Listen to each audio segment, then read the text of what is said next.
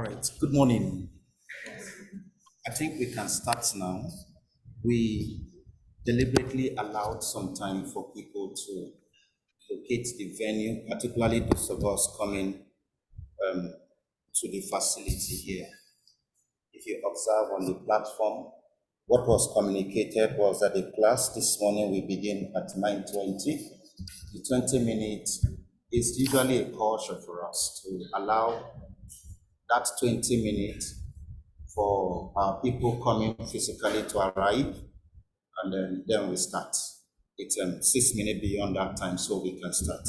For every one of us on Zoom, I just want to welcome you also to the training which begins today.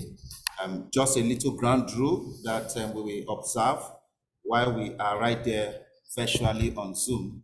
We will endeavor to have our mic and our camera all put off. That will enable us to eliminate, or if we cannot totally eliminate, minimize distractions. Distractions from someone's mic and distraction from the beauty of someone's face by camera. So please help us to be in control of your device.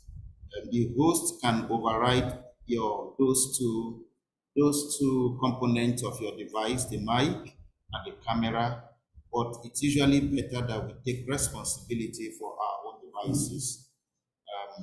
Beyond just wanting to train us on the various competencies we've come to learn here, we are also meant to help you to understand professional lifestyle. A very quick one is when you are in a virtual meeting, whether it's with DEXTER and Heroes or anywhere in your career life, your mic, as you're joining the meeting, your mic and your camera goes off immediately. You have to put it off, except if you're demanded to put it on, then you can do so.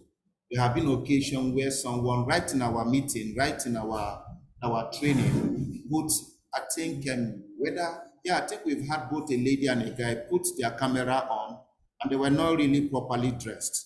You understand? And I'm sure maybe they didn't even know that their image was being transmitted.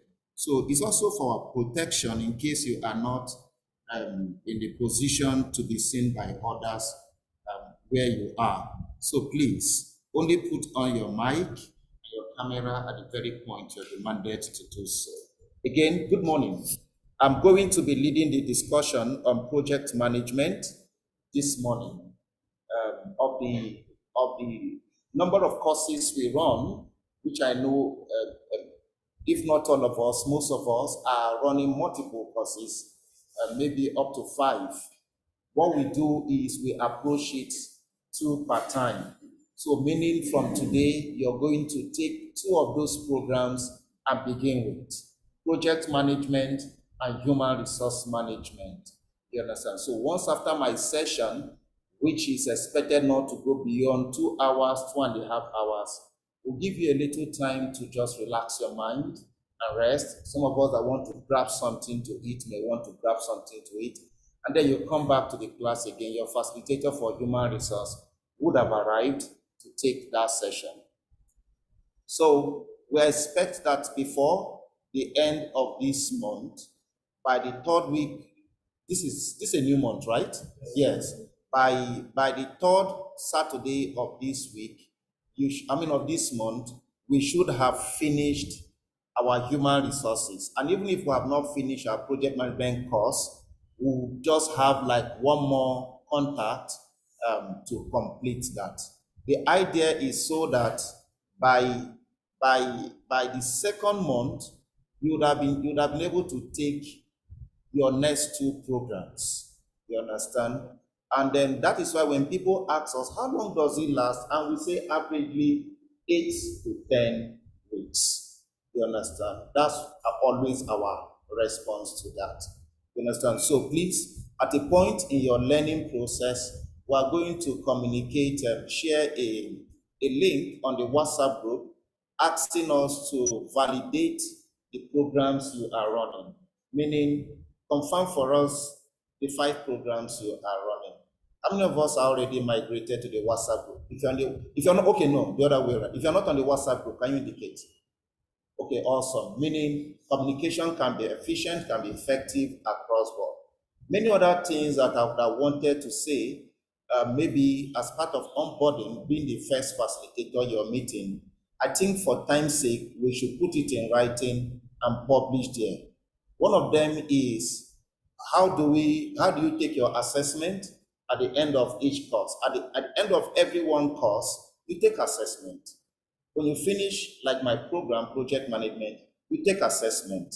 You're expected to score 50% in the assessment for you to earn a credential on that particular program. When you finish your human resource, you take assessment on that. When you finish your HSE, if that's part of your program, you take assessment. When you finish customer service, you take assessment. When you finish data analysis, Excel, those are part of the program choices you make. You take assessment. Public speaking, any one course among your 5 programs you picked, you definitely will take assessment. You understand? So I will just need you to have a minimum of 50% in your performance and you will earn the credential. The assessment is not intended to make anybody to fail. The assessment is still an instrument to further consolidate understanding of the subject you have been trained on. So that sometimes and most times, for our assessment that happen on the portal, we have a portal for assessment, portal.dexterheroes.com. Don't bother your head about that. You'll be well carried along, you understand? You'll be giving your username and password for every one course that happens on the portal. When I say courses that happen on the portal, there are, assessments that happen on the portal. There are assessments that doesn't happen on the portal because they are something you need to do and submit. Something like your data analysis course will give you raw data to make sense of and return back to us. Something like Microsoft Excel, the same thing. Something like public speaking will ask you to prepare and make a presentation. That's the way we assess. Is there another one that falls outside? I think those 3 programs are the ones that doesn't happen on the portal. But every other one, they are all multiple choice questions we ask you with options. And you tick what you know is the right option. And you submit, and when you submit, you see your report immediately. You understand? So please, be rest assured, those of them that happen on the portal, what we do is before you take the assessment, we'll try to send you all the questions we have on the portal and say, practice it before you take the listing. So meaning you would have seen the question, you would have seen the answers, even before you take it. The difference is when you log on to take your assessment, you don't know which of those multiple questions the system will just permutate and give to you. You understand? But when we say, look at the questions you're going to see on the portal, these are the options under each question. This is the correct answer for each of the options. And then why we do that is because we want you to further understand what you come to learn. This is not academic environment, it's a professional training. The benefit of professional training is you're taught how to do something and you know how to do it. It's not a question of say, we talk plenty English. In my program, that's my project management. When you walk through this door at the end of your learning process in project management, you should know how to deliver projects successfully. Taking it from initiation down to closing. That's my goal. That's my personal goal. Is that clear? So you will always see my face. You will see the other facilitators as they show up. You see my face in project management mostly. Except situation where I'm not in town, then Architect Solomon also. Architect Solomon and myself are the ones that takes project management.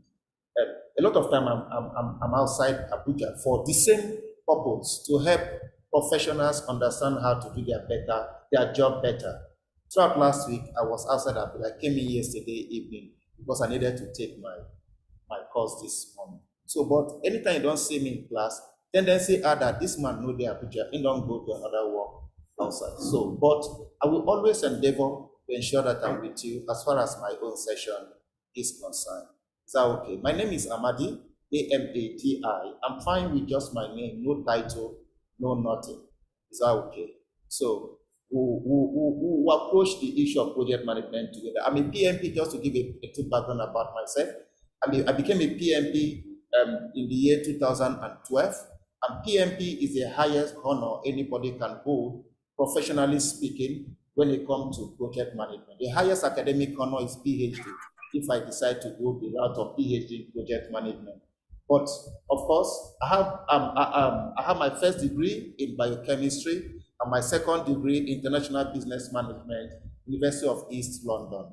Your class this morning, beginning from 2012 down to date, if I'm to look at just project management alone, your class this morning basically will be my 200 and something sessions in projects. My work, part of what I do is helping people to know how to deliver value for their businesses, for the organization, by delivering projects effectively.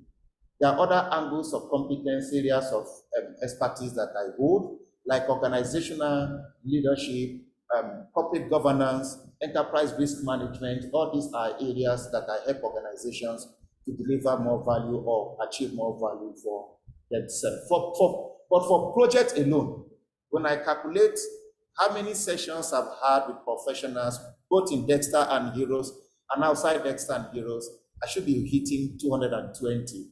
I usually sit down to review whenever anybody asks for my profile, then I sit down to update my current information. I'm not making this statement to tell you I know everything. I don't know everything, even in project management. If I say I know everything, then I should not be living.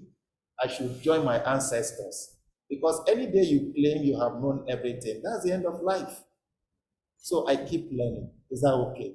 One of the privileges I've also enjoyed in life is having the opportunity to lead discussion with young professionals, people who are just beginning their career, or people who are just at the middle of their career.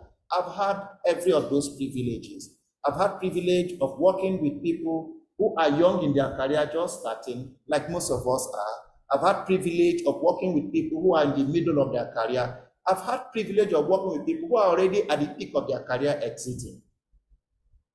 Of course, both the month of August, September, and the month of October, I was with high-level professionals, and of course, they had to take us outside the country.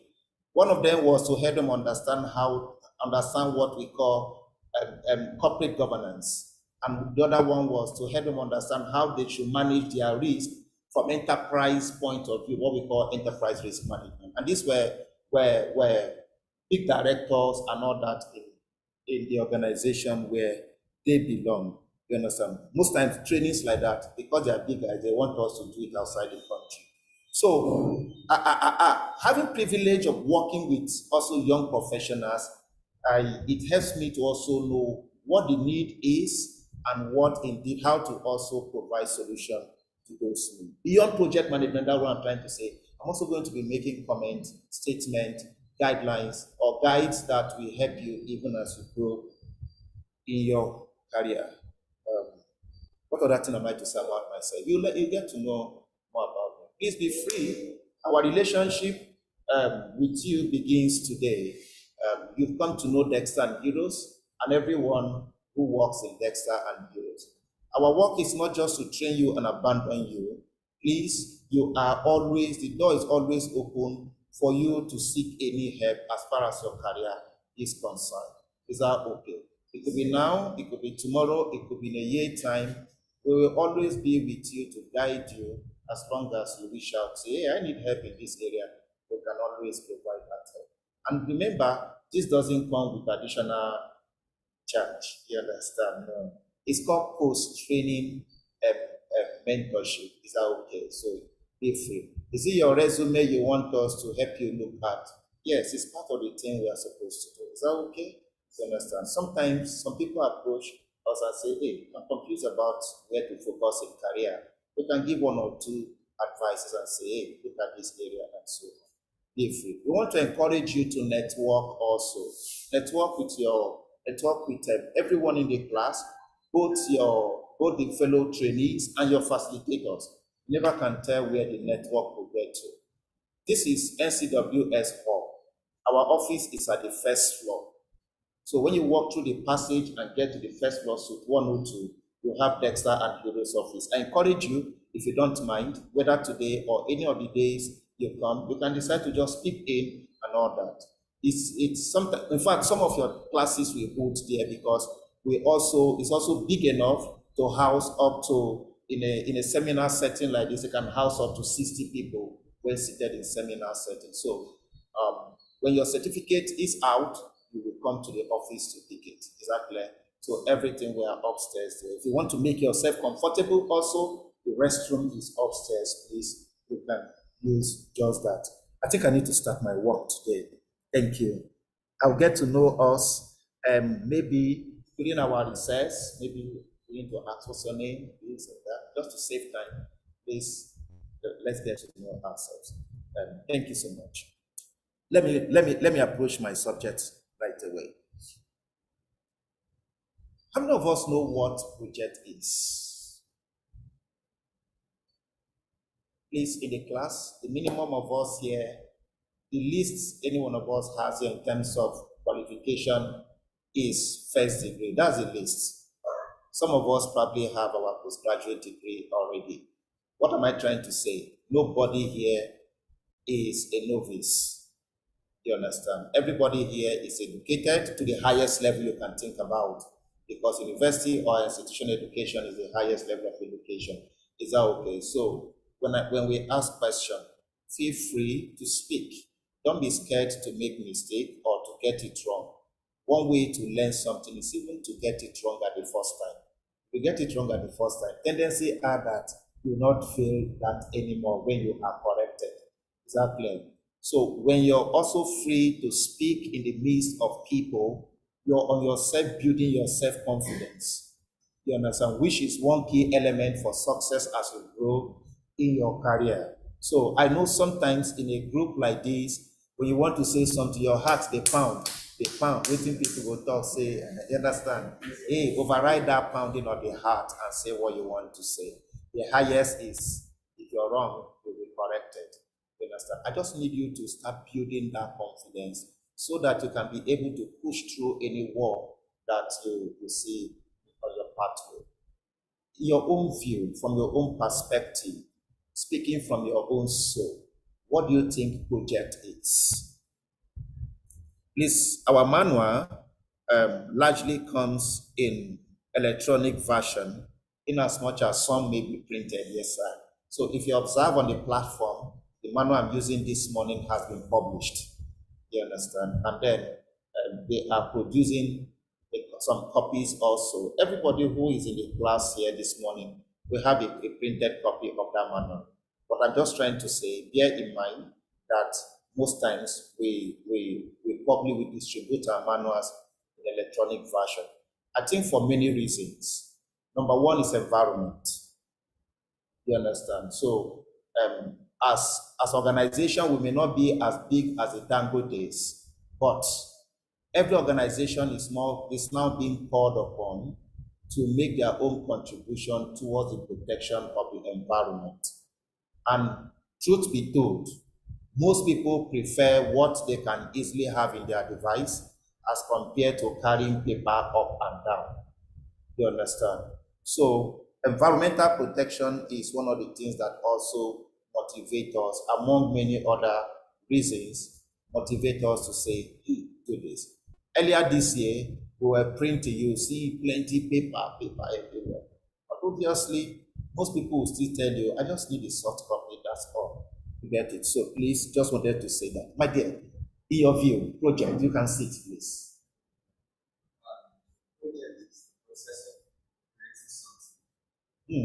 That's powerful. The process of creating something. Wow, good. Yes, sir.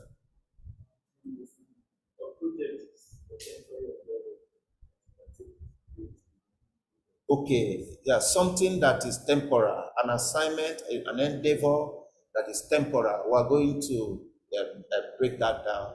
And the goal, according to you, is to create something that is unique. Awesome. Thank you. Can we get more opinion?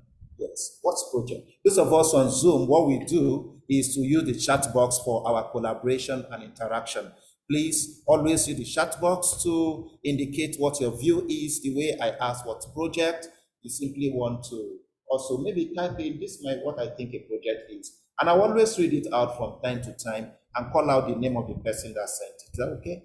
All right. Any other view in the class? What's project? What's project? Yes, my sister.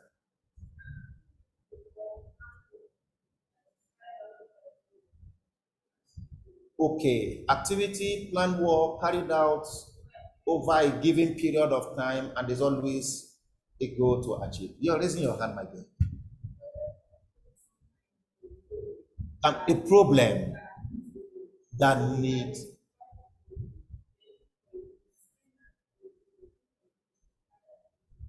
Beautiful. Very correct. And that reminds me that based on what's the name, man? What's your name? Ramat. What's your name? Edith. Okay. What's your name, sir? Oris. Lawrence. Thank you. What's your name, sir? Ugochukwu. Uzochukwu. Thank you.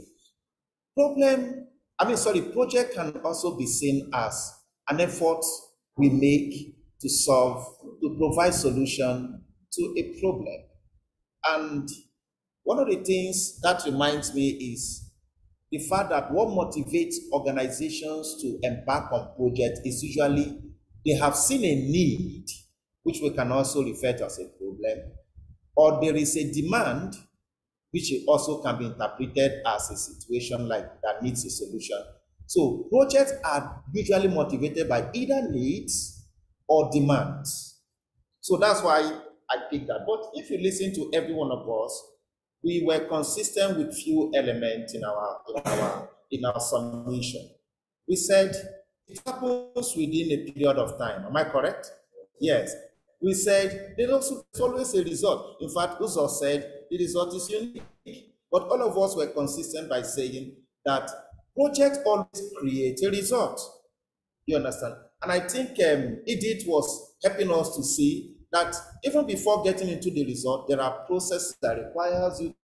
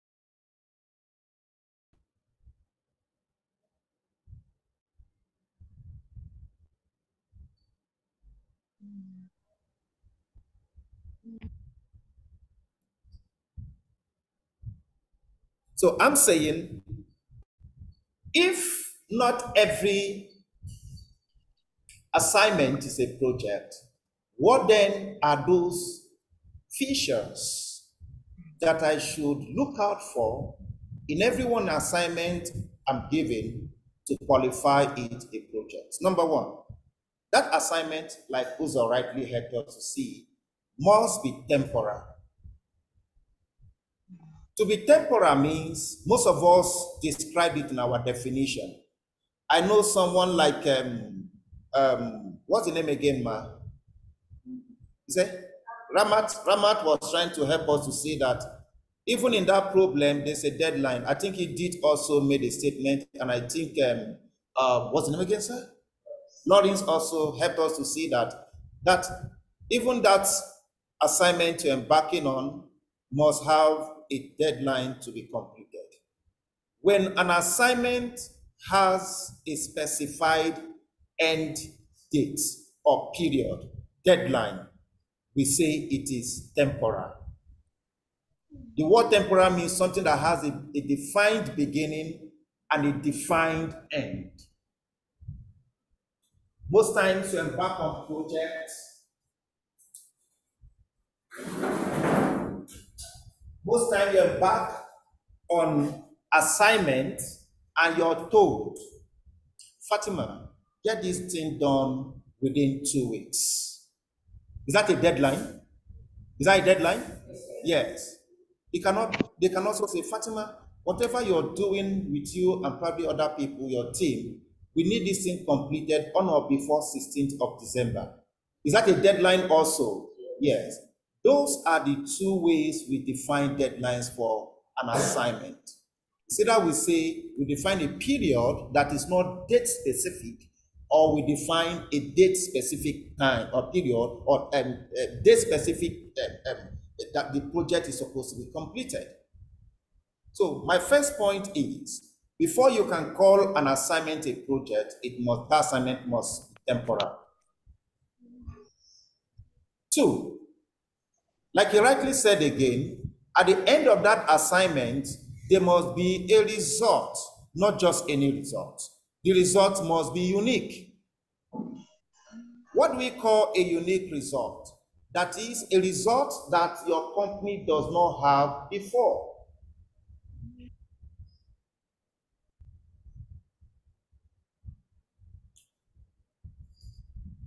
Maybe I work for a water production company. What we have been producing and selling is sachet water. Every time the inventory is running down, that is, the amount of sachet water in our store or warehouse to be sold is running down, assignment is always given to the team involved in production. An assignment may come in form of, okay, guys, you need to produce additional 560 bags of water to enable us to meet up with the demand of tomorrow. And you see them, we go into producing that. What they are producing is just recreating what we already have, which is what? Sachet water. You cannot call that assignment a project. Assignment that brings about a result that already exists in the company is not a project, because that result it's bringing is not unique. Unique means waiting we no get before. But look at us in this water producing company. Maybe after some time, based on customers' request and high demand for bottled water, and we were like, guys, we need to design the bottled version of our product. And then I called 1, 2, 3, put our head together, really a space of 4 weeks, come up with the bottled version of our water. Do we have bottled water before now? In the company, do we have bottled water? What do we have? The sachet. You see this assignment given to them. Within 4 weeks, design the bottled version of our product. That assignment, at the end of the day, they will come up with something that we never had in the company. So we say the result is unique. So my second point, before you can call a project, an assignment a project, the results you get from that assignment must be unique. It must be something that we never had before. If your assignment is to recreate what you already have, that assignment is called operation, not a project. It's an operational assignment. I repeat, if the assignment you're carrying out will at the end of the day give you something the company already have, you are only recreating it to reproduce further more numbers of it, just operation.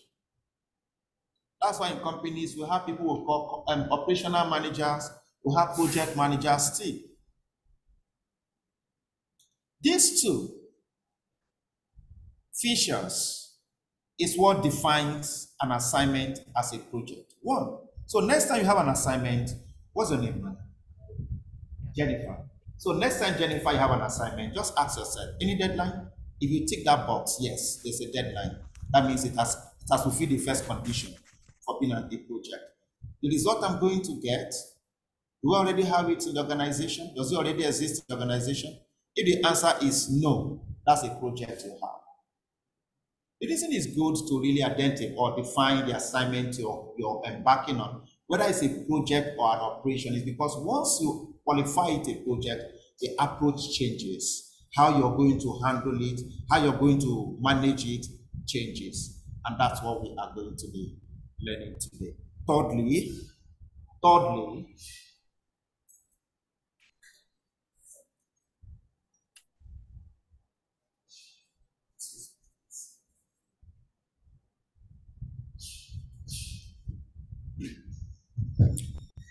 for those of us on Zoom, how we take attendance on Zoom is that you go to the chat box and then you type in your name and your phone number. That way we'll know you were right in the class here. So please, in case you've not done so, we implore you to kindly do so. I want to be able to move up and down. That's why I'm trying to connect another device so that I can be able to move beyond this point. While coming up so I can join. The third characteristics of feature of a project is the fact that project tends to elaborate as you progress. Are you seeing those two big words? Don't mind them. It's English.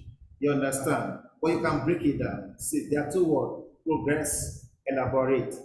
Put it together. Progressively elaborated. Meaning, as you progress in your project, things you never knew about that project begins to unfold. And yes, things you never knew. Maybe when you were planning your project, you say, I'll buy so material needed for the project at 2 naira. And truthfully, you went to market to do the market survey, and it's indeed 2 naira. But after planning, when you started, when it was about time to execute, you went to buy this thing and they say it is now 2 naira 50 kobo. What has happened? Something you never knew will happen has occurred. So we say, we will make a comment like this: the project cost has elaborated because the pricing of one item has totally changed from what you originally expected it or planned it to be. So bear in mind, when you start managing your project, you're going to observe that things you thought, activities you thought you will finish in 2 days, you discover that, I say we will need additional 1 day. You never knew that. At the point of planning, you just felt 2 days should be sufficient to get that done and all that. So we continue. These are the 3 characteristics of a project. But the 2 that quickly helps you to know whether your assignment is a project or not is the first, because this third one is only obvious when you start executing. Please, guys, let me just. I want to be able to move. Let me see if I can join the meeting through the join the meeting ID.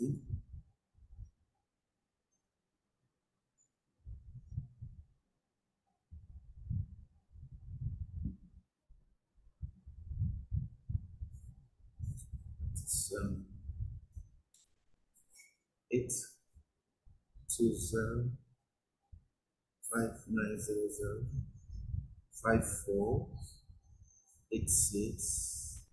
Okay, that's it.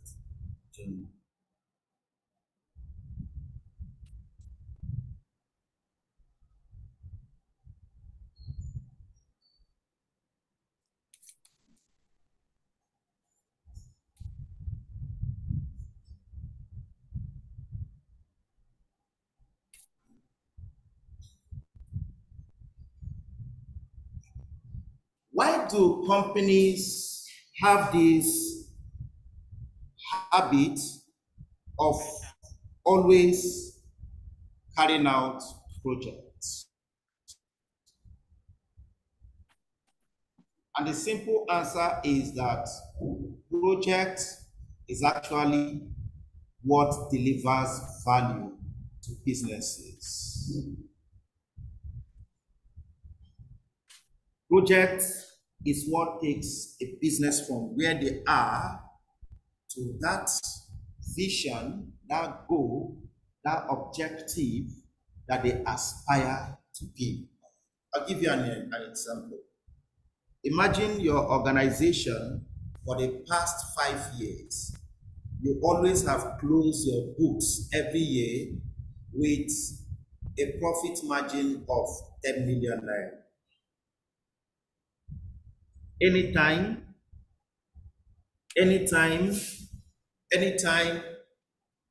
you guys close the year, after all deduction, what is left is 10 million naira as profit. And it has been consistent for the past 5 years. It's a new year coming and you're planning for the year as a business. And you're like, guys, you're talking to your other colleagues. Guys, this year we need to do better. Let's shoot for 15 million naira as our balance at the end of the year, the new year.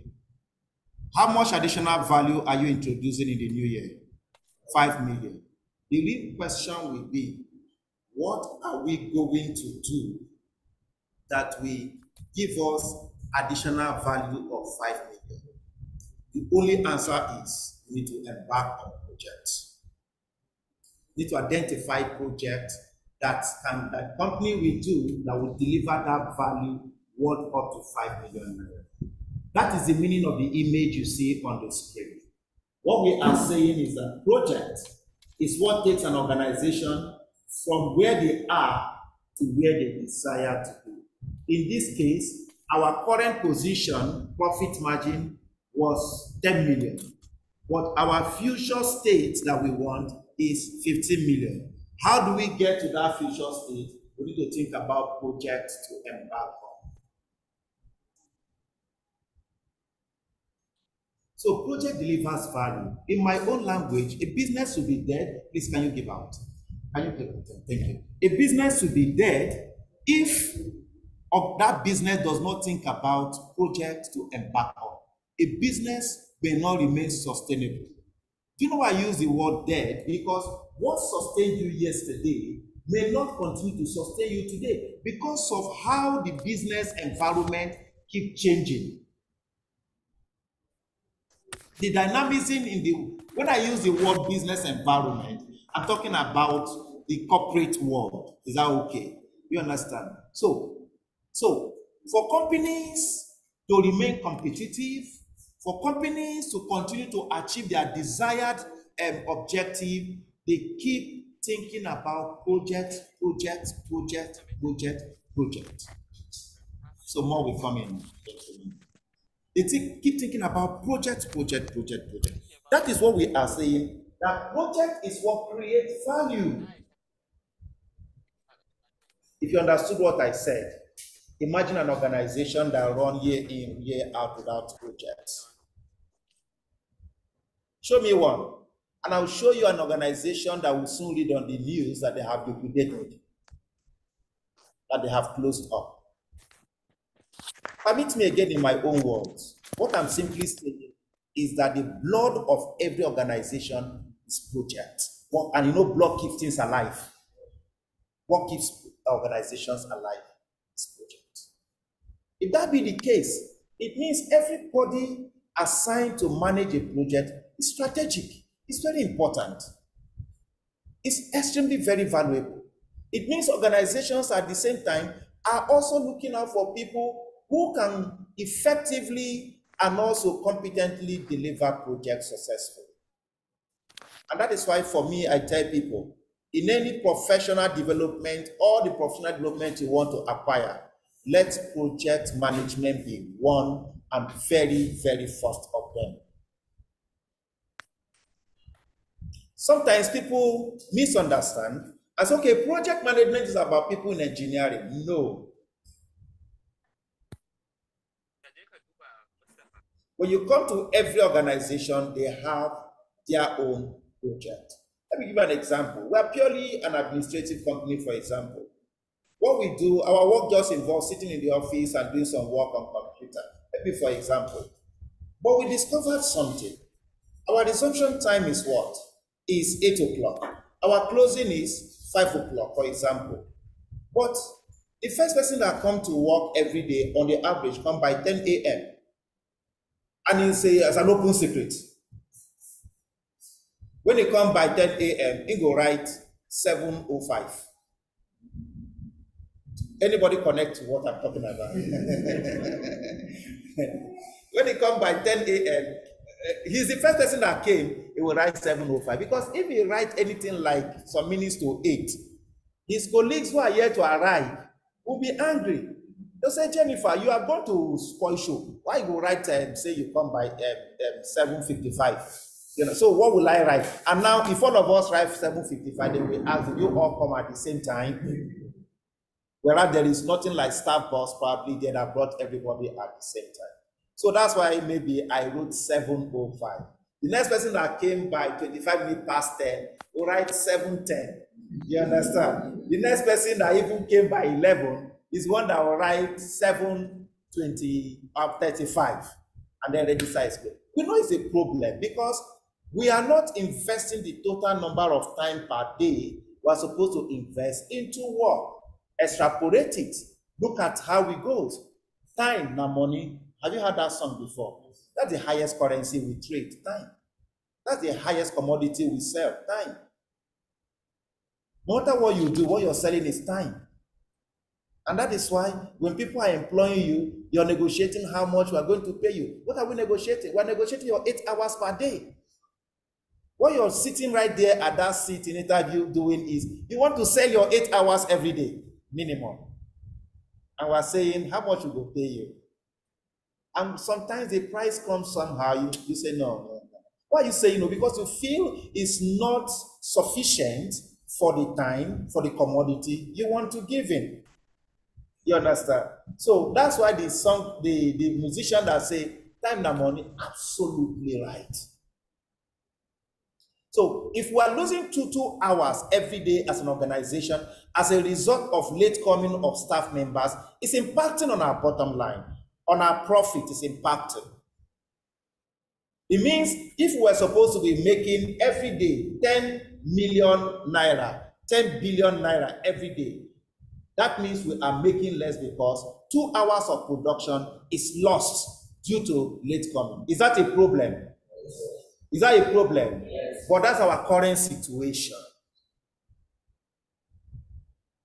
Imagine in your organization, that's where you are. What is your future state? You want everybody to be punctual. Am I correct? That's what you desire. But now everybody is always coming late. How do you achieve the future state? Embark on project. Let's take a project to embark on. I was trying to tell you that not every project is engineering. Let's see how we can migrate from paper-based attendance to digital attendance. That's a project we want to embark on. And it will take us 2 weeks. And a memo will come out, pasted, sent to everybody's mail. Say between so-so date and so-so date, go to IT department, submit your biometrics. I know what we call biometrics. We'll capture all your 10 fingerprints so that nobody will say, that one no work. After 2 weeks, you were bouncing to work as usual by past 10. And you try to open the door. The door no open again. And you're like, nobody don't. Am I the first person to be here? Security, come and open door. And security man say, Madam Oga, see that thing where they blink red, put any of your fingers there and the door will open. And truly, you place your finger on the sensor and then the door opens. You say, now, wow, there's nothing, how do we say it in Nigeria? There's nothing who will not say at the gate. Musa will not say at the gate. You understand? And the door opened. As usual, there's a table where the paper, the attendance register used to be. You went there to look for it, it's missing. And maybe that morning you were not in the right mood. You're raking. Who can come out this thing here? The same person tell you, madam, don't worry. As the door opened, your attendance has been taken. I tell you the truth. You know, as human beings, we will overlook the first day. I tell you the truth, from the following day, everybody will come early. True of us. Anybody who is going to run late to see the person calling the supervisor, please, please, please, my car broke down. My children's school, they said to come and sort out something. Attitude will change. I still say it. To take away corruptive tendencies in our system, it's just to remove human interface. Why there's still much corruption is because many things we do in this country, I still come to meet you, and then you said will take positions in your office. Somebody, if you don't give me like 10%, I'm not doing anything. Once we remove human or minimize human interface, corruption will reduce. Technology are there to help us achieve everything.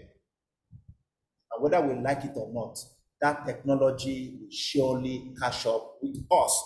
We may not be embracing it very fast. During the week, the world leaders or some key world leaders have to meet to talk about AI. And Elon Musk was telling everybody, AI will take every work. Just during the week, this meeting happened in UK. And Elon Musk was like, guys, prepare for it. People may actually not need to work. You understand? So, and how did we get to that particular new state?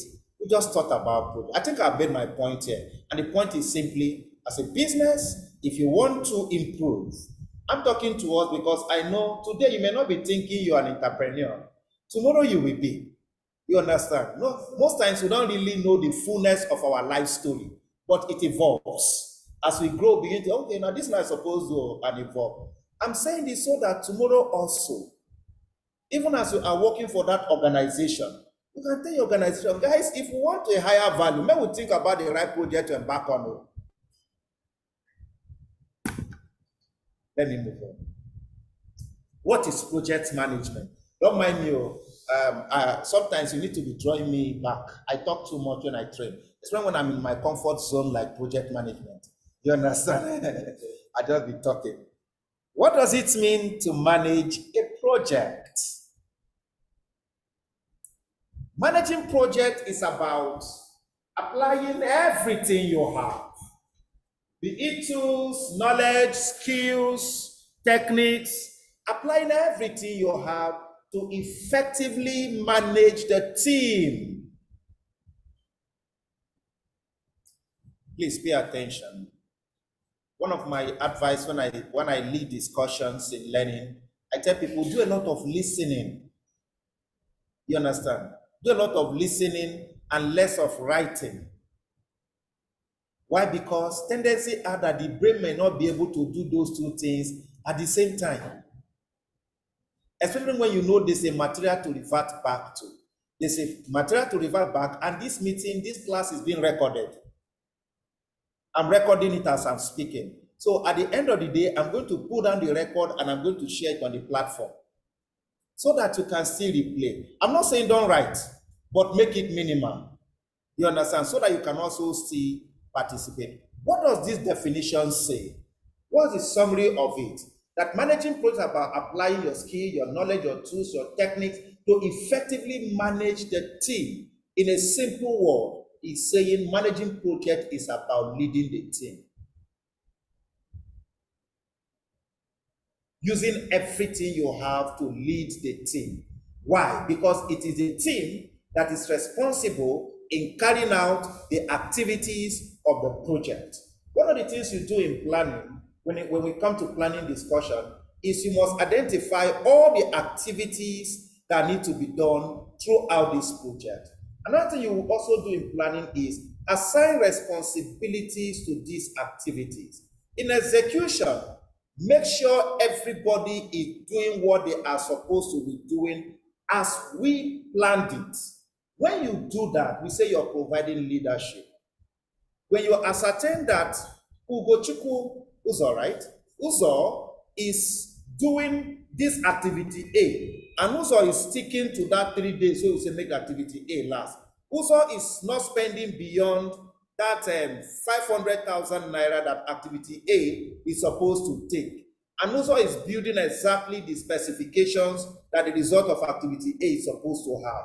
I am the one as a PM who is to supervise Uzo to ensure that he is sticking to plan. When you do that, we say you are leading Uzo. You are leading the team. And we are saying managing project is about providing that leadership. If Uzo is carrying out that activity that I've assigned to him and is doing it as he likes, don't blame him. There is no leadership. Somebody is not on ground to supervise. Leadership is lacking.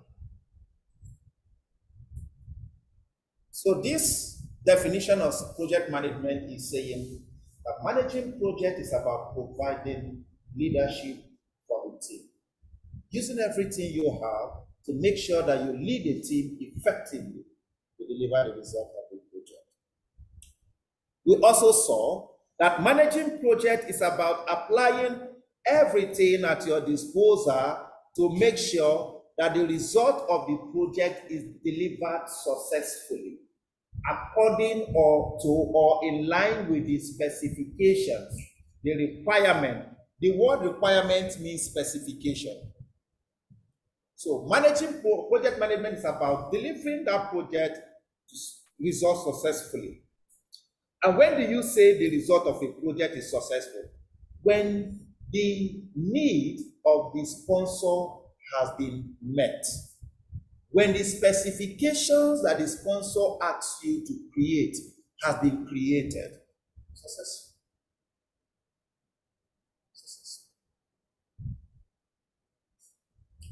Take this data so that you can answer the question I want to ask. We have a project. Take the data, write down because you need to take the data. We have a project, you have a project. The budget for that project is 15 million naira. Write 15 million naira budget. You don't need to write in sentence. Just write, take those few data. Budget, 15 million naira. The duration for that project is 2 months. The duration for that project is 2 months.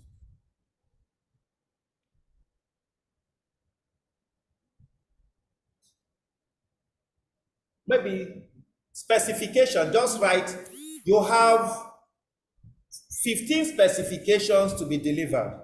Just write it that way. You have 15 specifications to be delivered. 15.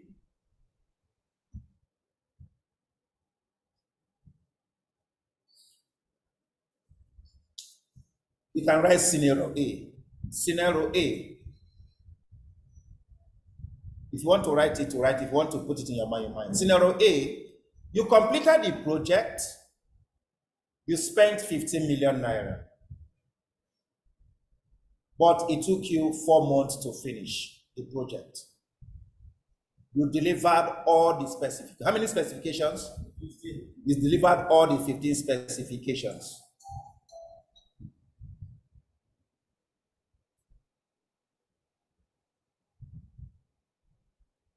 Scenario B, the second scenario. You spent 20 million naira. The project was delivered within the two months that was stated. And you delivered all the specifications.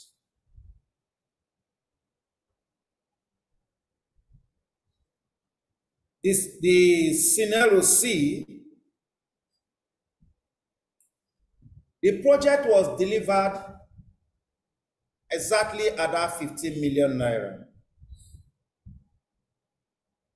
And it took exactly 2 months to get the project done as planned, as stipulated. But you only was able to deliver 10 of the specifications. Which of these projects is success? Which of these scenarios describe a success for the project? Somebody say none. Yeah. Ramat? Okay, the scenario B, what's the situation there? You spent how much? You spent how long? 2 months. And you delivered, oh, okay. Ramat is saying the second scenario for her appears to be successful. Any other view? Which of the scenarios do you think represents success for that project? A, we spent 15 million and we finish it in 4 months. Okay, and we delivered all. Any other view? C is successful. Okay. Is it that you guys just decided one person say A, one person say B, and one person say A? Yes. A and B are successful projects. C is not successful. Why I created scenario A, I know that when we say that the project budget is how much? In scenario A, what did you spend? The project timeline is how long? No, the project timeline originally approved 2 months. Eventually, when you finish the project, how long did you spend? And we say it, and you delivered all the specification. And I'm saying that scenario is successful. Why? I need someone to share view with me. Yes, and Vanessa, I'm so grateful you made some response. B, thank you. Okay, please. Vanessa, thank you. Kingsley, I saw the input you made. That's awesome. Please, those of us on Zoom, let's participate by using the chat box to always view, to see our view. Why is A successful?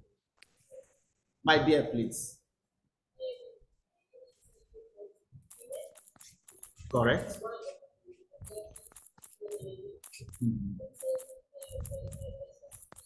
The specific, yes. Thank you. Budget. Very correct.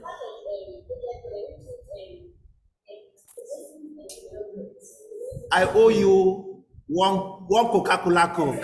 Please, let's put our hands together for her. That was so intelligent and that was smart. Thank you so much. I'm excited when people are listening to your class. That's what gives me, of course, anybody who takes a discussion, it gives joy. Thank you so much. I wouldn't have explained anything further than that. You understand? She just nailed it. Now remember that we said projects progressively elaborate. Meaning, if it be say time, don't elaborate in course of the project, many things had made us to adjust our schedule. What is the comment about the second scenario? Okay, make another person talk. Thank you. Yes, my dear.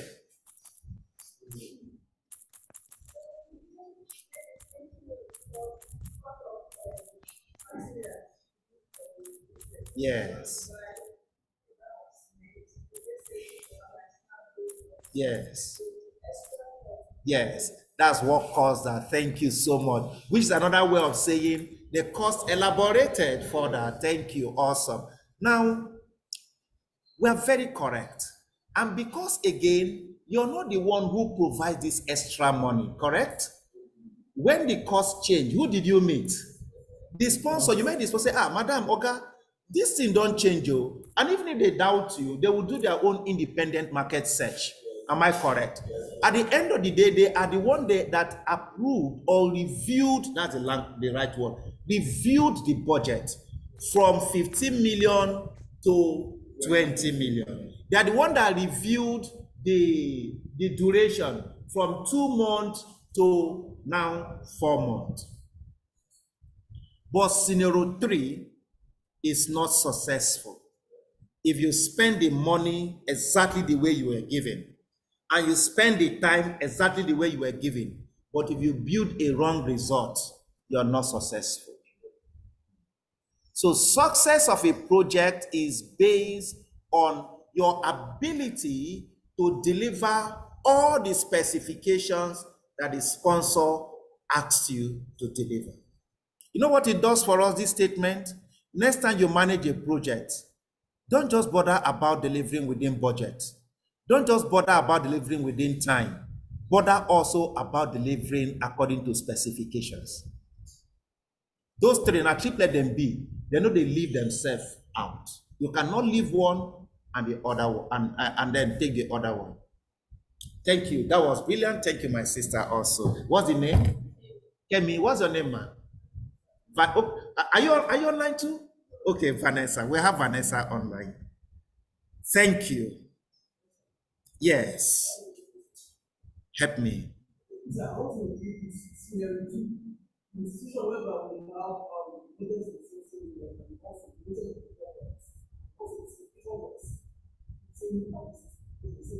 It's successful.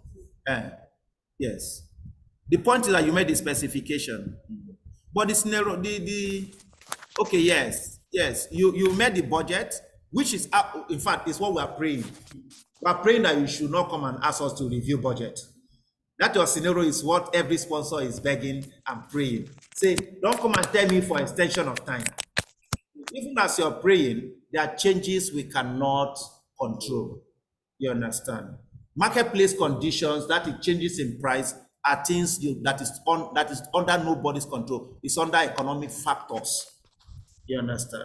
If you manage project at this point in time in Nigeria, where dollar and naira is doing, cash me if you can. You understand? It's really going to be quite a problematic situation. Thank you. Let's eat deep into our discussion. Managing project involves identifying the project requirement, meaning if you're going to deliver a project successfully, get to know what the specifications are. In this class, I've told you the word requirement means specifications. Is that okay? So, and I'm saying, if you're going to deliver projects very well, get to sit down with the sponsor, find out what thing on I want. Don't worry, in planning, we'll discuss that. This is what we call collect requirement. In managing project involve finding out why is this project existing, objective, what is it intended for. You see, for the past 5 years, we've recorded, I'm giving you an objective, we've recorded consistently a high number of fatality or death of children between the age of 2 and 10 because of polio in Taraba State. So this vaccination project that will last for 8 months is intended to protect every child within this demography against polio. Is that objective? Have I given you objective? What objective, what knowing the objective of a project does to me as a project manager is that it enhances my commitment. There will be a buy-in into what I'm doing. I'm not going to be running that project saying, when I pay my salary. There's going to be what we call ownership of assignment. You know, I'm going to own it. There's going to be an emotional kind of attachment. Say, Kai, if we finish this project, profit of this company will rise by 15%. If we finish this project, this whole Tarapa State, children where they're between 2 and 10, they will be protected against polio. Beyond just my compensation on a monthly basis, I have other personal motivations.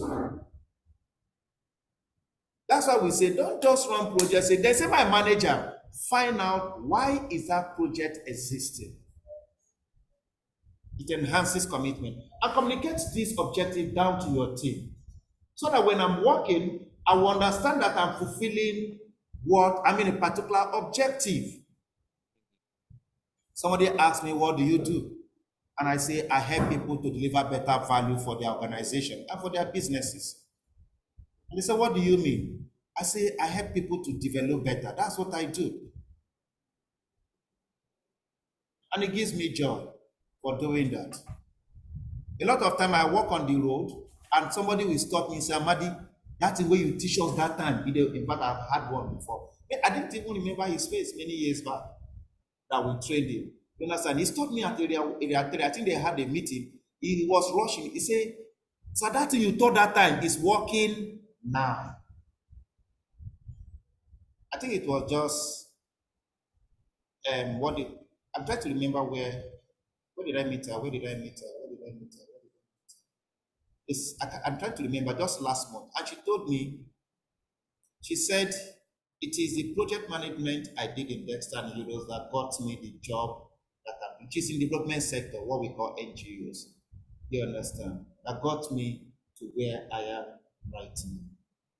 As is the job she got.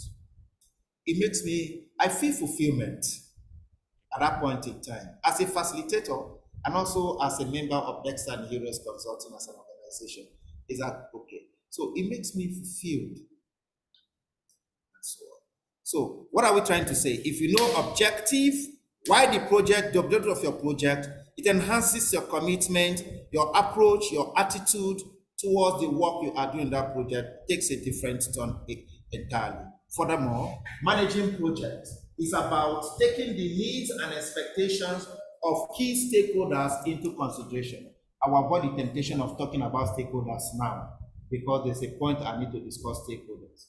But what we are saying is, part of your project management objective or effort is make sure that the expectations of those few guys that we will later on call key stakeholders, their needs, their expectations are effectively met. Later on, when we talk about stakeholders, I'll quickly remind us that your stakeholders are broadly divided into two: key stakeholders and non-key stakeholders. The key stakeholders are the one that determines whether a project will succeed or not.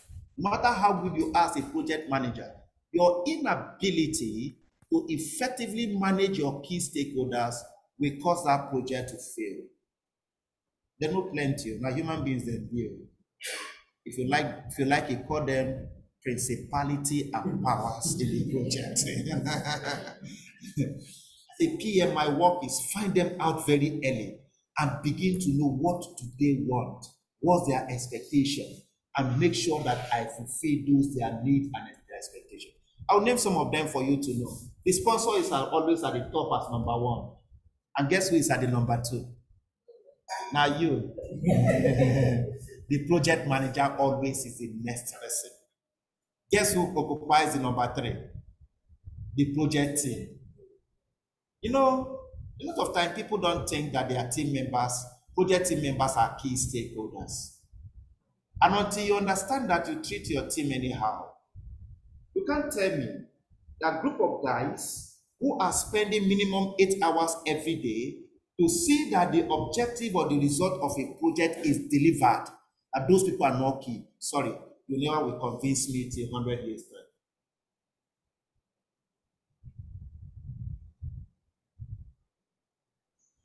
So let me ask you this question. I have a project going on. Actually, have about 25 people in my team. There is this guy, his work is it's a 3-year project. This guy, his work in the team is every morning he sweeps and does everywhere and gets the project area ready for us. You understand? So every evening he locks where they need to be locked, and I'm putting him in work. The following morning he makes sure that everywhere is tidied up and all that. And for 3 years now, waiting being work. Is that guy a key stakeholder? Is he a key stakeholder? Okay. I'm getting yes, I'm getting no. Why did you say it's not a key stakeholder?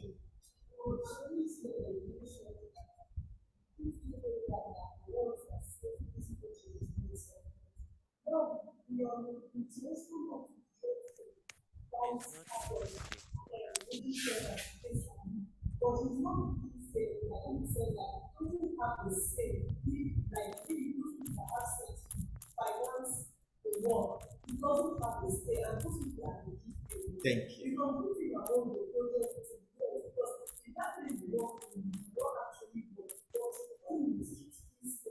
He's not a key stakeholder. All right, what's the name, man? Comfort says not a key stakeholder. You want to share your thought why it's not a key stakeholder? Okay, just the same view. Okay. All right, Kemi, you want to tell us? Are you saying key or none? Okay, please.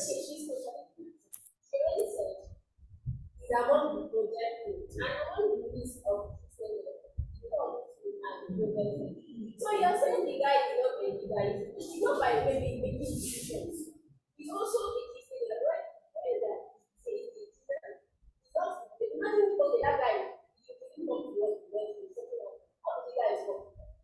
Thank you. Kemi's submission is actually the point. I already gave you an expo that team members are considered key stakeholders. I only gave you somebody's job role in the team. That's the confusion I brought in the question. I isolated one person in the team and described what it does. But the point is that it's a member of the team. You understand? Okay, so the correction I will make in your angle when we are in any group meeting, whether anywhere in your career life, when somebody makes an opinion, don't respond to that person. You understand? So you state your own. Your submission was fine, but don't put it in such a way that you are refuting what the person said, because a group discussion is usually not a debate. You understand? So you make your point. In making your point, that person is sieving out, okay, that is true. He's taking what is taking and all that. You get it? So that makes people not to feel like, oh, may I say something wrong and all that. Thank you so much, Comfort. Yeah, thank you. Remember, I told you part of my work here is also to help us learn many other things. Yes, my dear.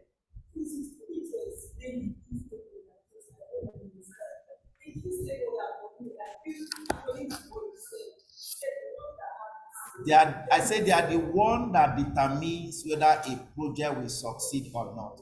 Comfort, I think I understand where you're coming from. You're viewing these key stakeholders now based on their role. Because I heard you mention that's the person bringing the money, the sponsor. You get it? That's his role. His role is to bring the money. You say these team members, their role is to invest the time and do the work. That money will be useless if the people who are supposed to carry out, in fact, let me repeat my statement. That money will be useless if there's nobody to spend it. The team members are the ones spending the money to do the work. You understand? So why it looks like it's a little still confusing, because you are looking at it from the role angle. Every stakeholder has a role. The role of the sponsor is to make provision for everything that is needed to carry out the project. Finance. The role of the project team is to ensure that this finance provided by the sponsor are effectively utilized to deliver the result of the project.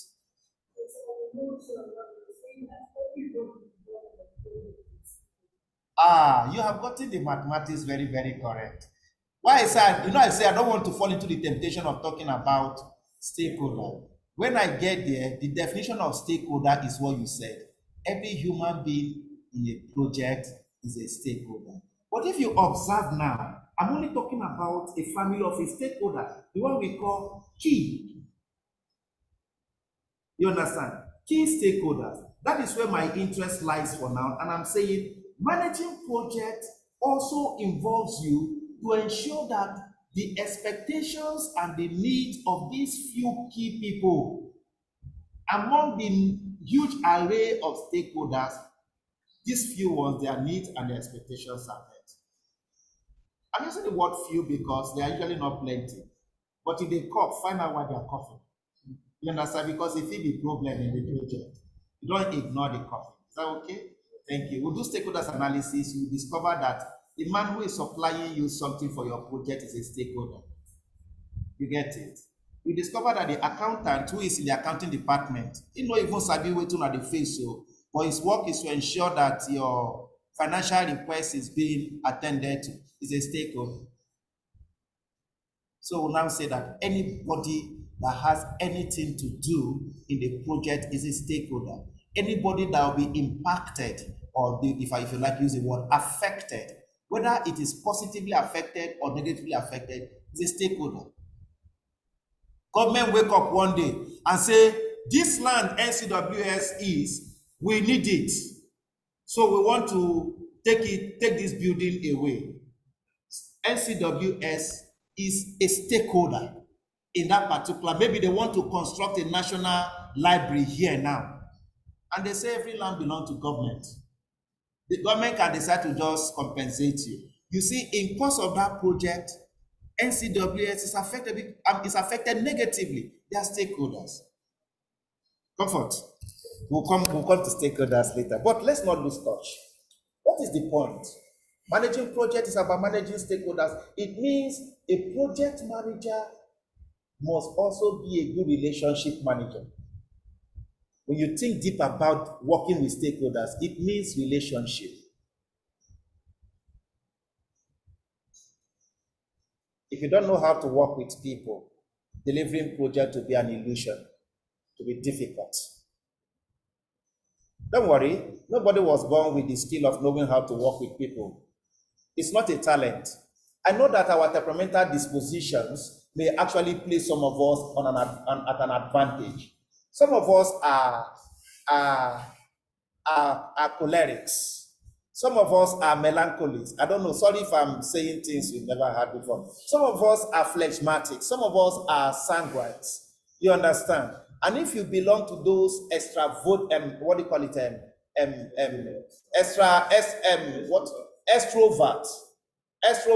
category, you discover that connecting with people is easy. If a sanguine come here, he don't make like 10 friends before he will come out. A choleric, the same thing. But a melancholy, it will take like 3 months before he will connect with one person. The same thing with phlegmatics. So those temperamental differences can also be a factor, but the point is, ability to build and manage networks and relationships is a skill. It's a skill, and skill means I can deliberately say, Amadi, I need to learn how to connect. Talent is something I was born with. If God not give me, no give me. But skill is something we learn. What we need for survival in life, most of them were not born with it. Very few people have certain talent. Most things are learned. Even those that have talent, if you don't acquire some skills to hone the talent, it will not produce the maximum result. Where am I coming from?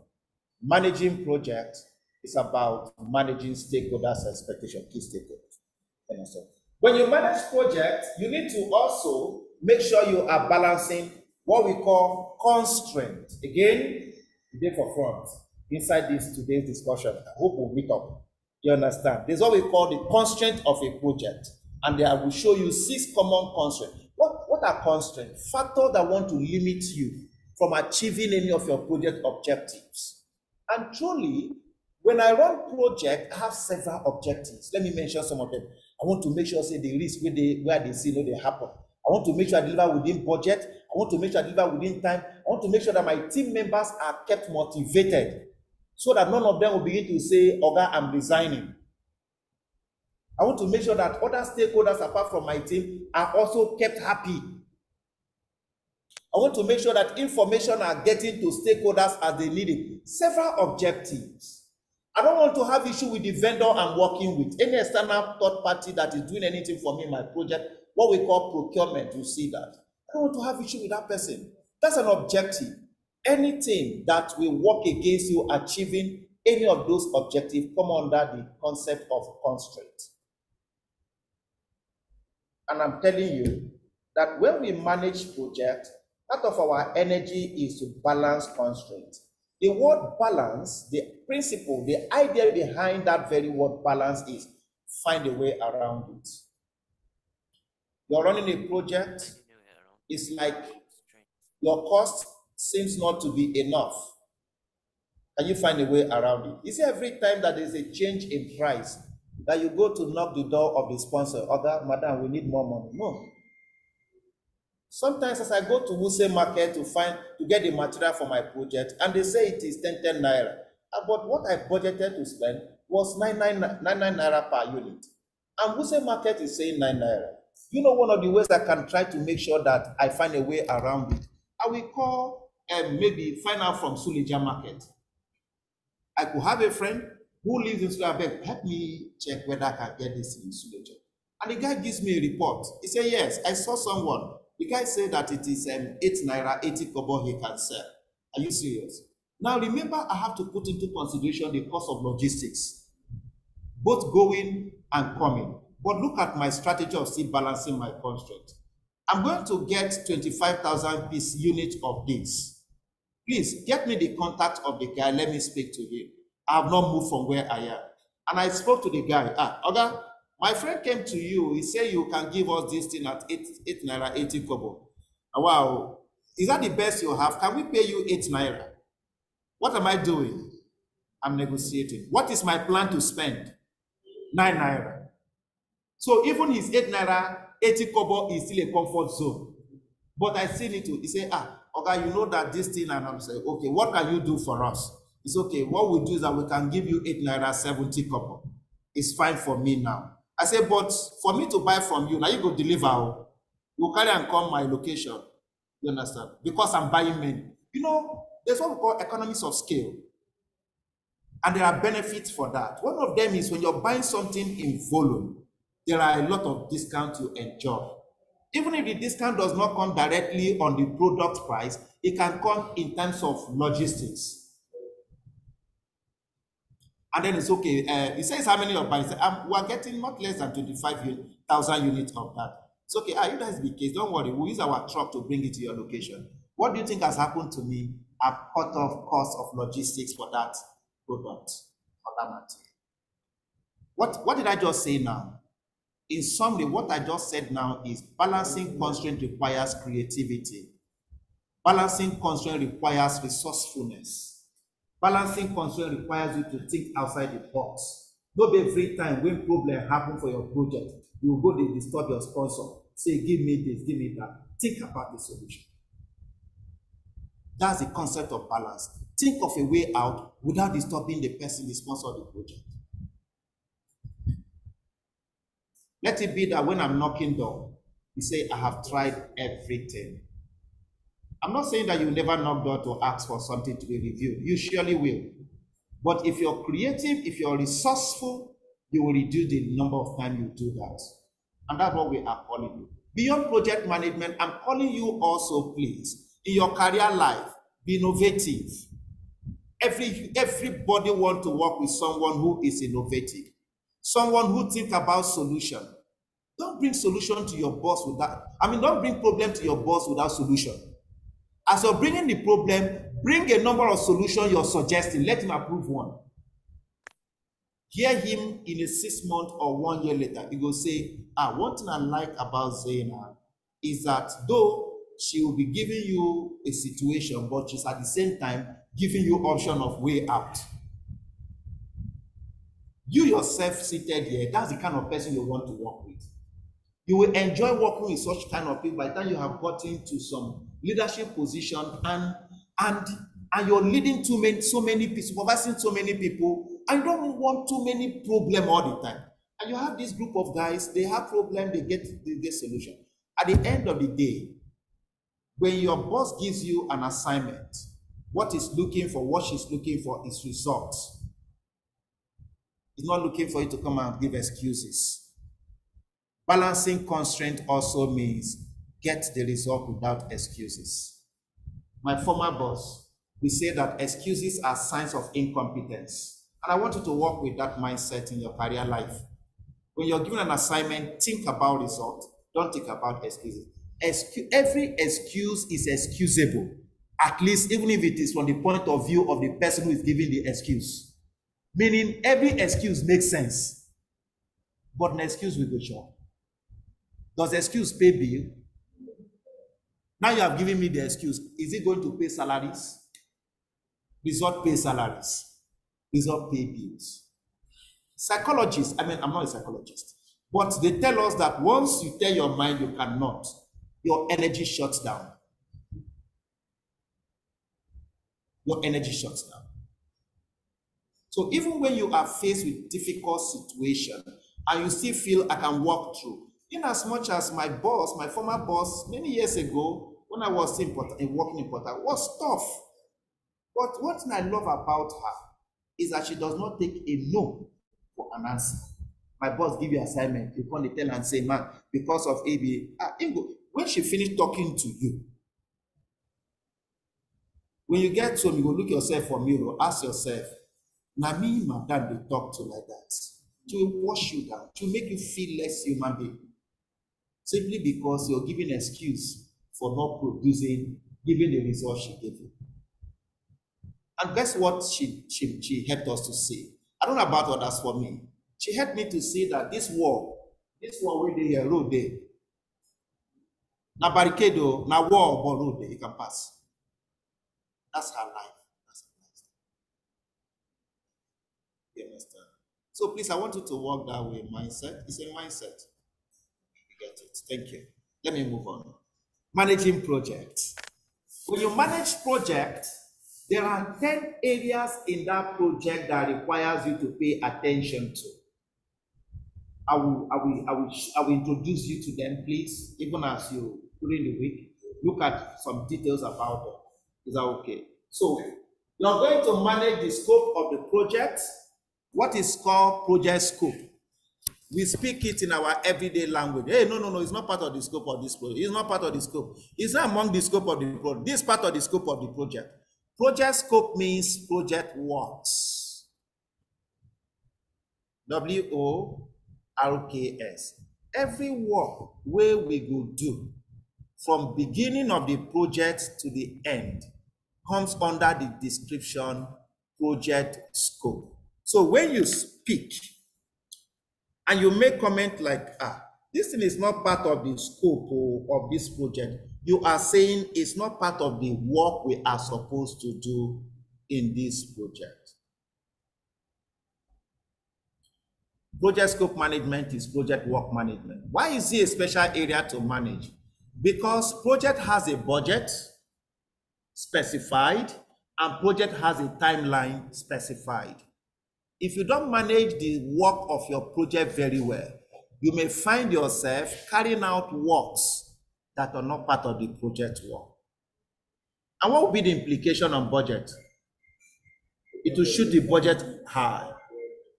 You may also find yourself, another implication is the time also will be delayed, the delivery date will be delayed. Why? Because you got involved doing things that are not part of the project. 2, if you don't manage your project work very well, tendency are that, Kemi, you may omit some work that's supposed to be done. And what will happen? Some specifications will be missing, and meaning the quality of your result will be poor, meaning the sponsor can even reject it at the end of the day.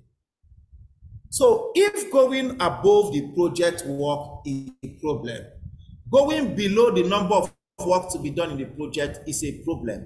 It means as a project manager, I must make effort to focus just on the works that are needed to be done in the project, and that's all. How do you ensure that the work you are doing part-time in the project are the works required for the project? That is what project scope management is all about. Another area that needs to be managed is the money you are given. Am I correct? Does that need a special explanation? No, absolutely no. Another area that you need to manage is your time. We call it schedule. Am I correct? If you're given 2 weeks to deliver, my dear, you need to deliver within 2 weeks. Another area is the issue of quality. What is quality?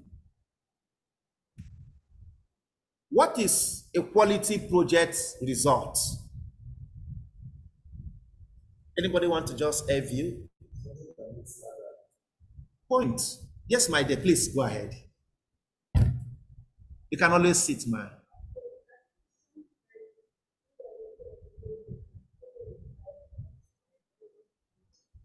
The project is what? The result is what? Is that what the word you use? Viable? Okay, beautiful. Thank you. Yes. Something that means standard. Any other person? Is it? For a project result to be called a quality one. Awesome, beautiful. Yes, sir. It's unique. All right, thank you. Now, yes, my dear, please. If the project result can stand the test of time, we are all describing, yes, my dear. If when you deliver excellent results, it is a quality result. In all we have said, let's just keep it very simple. Once your project result fulfills all the specifications that the owner or the sponsor of the project gave for the result, that is a quality result. If one specification is missing, we say that is a poor quality result. Remember, you're not the one that gives yourself specification. If I want you to make this bottle water for me, I'm the one that give you the specification. And one that will tell you that I want the cover to be red. I want the label to be black and white and transparent. I want also the PET bottle to have the logo of our company embedded on it to reduce people pirating our product. You understand? And the list goes on and on. Those are my specifications. If I want you to build me a laptop, I will say, maybe I need a laptop to be a touch screen. The battery of the laptop should last up to 7 days when it is fully charged. I want it to have 2 HDMI ports so that even at the same time, we can plug it into 2 screens at the same time. The screen should not be more than 13 to 13.5 inches in size. And it goes on and on and on and on. What do you think I'm giving you specification? If you build me that laptop and we cannot navigate on the screen by touching, it's not a touch screen. That's a poor quality result because there's a specification I gave that is not there. One of the areas to manage in project is to make sure that the result contains the specification that the sponsor gave, and that's what we call quality management. You need to manage resources. Take note of this. When we say resources in project, we mean 3 things: labor, material, equipment.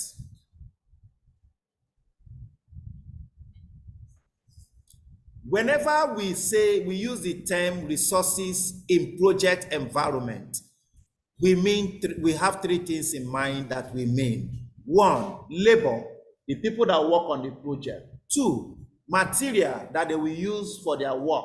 3, the equipment they will deploy. They will deploy for the project to do their work. Labor, material, equipment. People, material, equipment. Those is what we call resources. Please, money is not resources. We don't refer to money as resources. Please.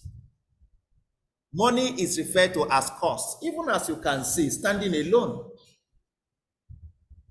If at any point you want to use the term resources to describe money, you make comment like financial resources. But money is called cost in project. So we are saying an area to manage in project is also what? Manage resources, both labor, both equipment, and material. And what is your goal? You just want to make sure that the material, the labor, the equipment provided is effectively utilized to carry out the works of the project. Communication is also one area you manage. Like we began to talk about stakeholders. When you start executing, stakeholders will be angry with you if you don't carry them along on how things are going. One way, you can quote me anytime, any day. One way to keep stakeholders happy is to make sure that you keep them on the same page as the project is going on, meaning communicate. This is where reporting comes to play. Whether you are providing them with daily reports, or with weekly reports, or with monthly reports, or with quarterly report or annual report, depending on how frequent they want you to communicate. I think they don't have to.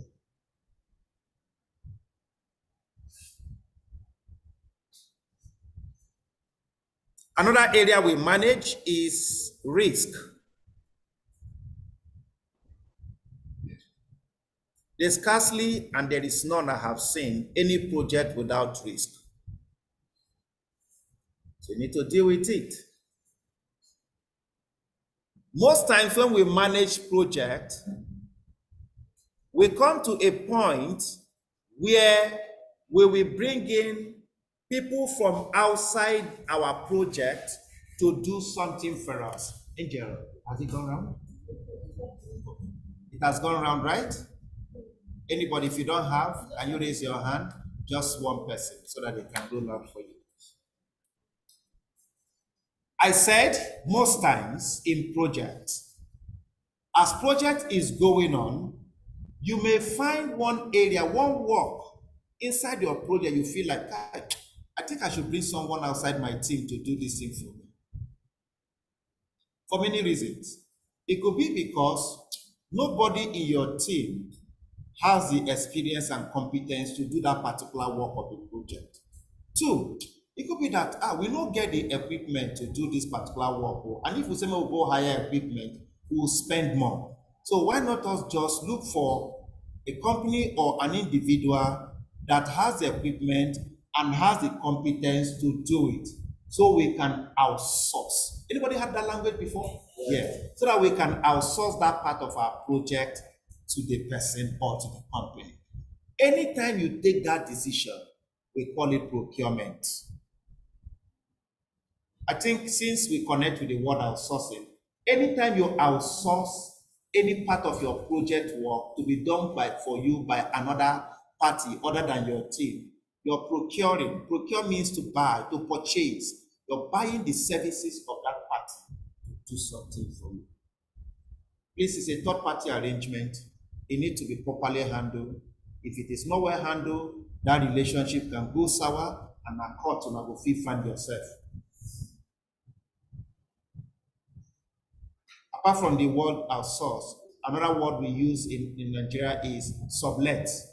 Anybody had that word again too? Sublet. Another word we use that is very close is subcontract. That's another word for it. Meaning, there's a portion of my project work that I want to give to someone who is not part of my team. It could be an organization, it could be an individual to do for me. Exactly. So we need to manage that relationship very well. We need to manage how we are engaging stakeholders in the project. We need to also make sure that the project is properly integrated. Integration means coordinated. Is that okay? So that no aspect of the project is lagging behind. Okay, I'm not going to read all this. These are background to each of the knowledge areas, so I'm not going to bother myself. Guys, I'm introducing, I hope you know.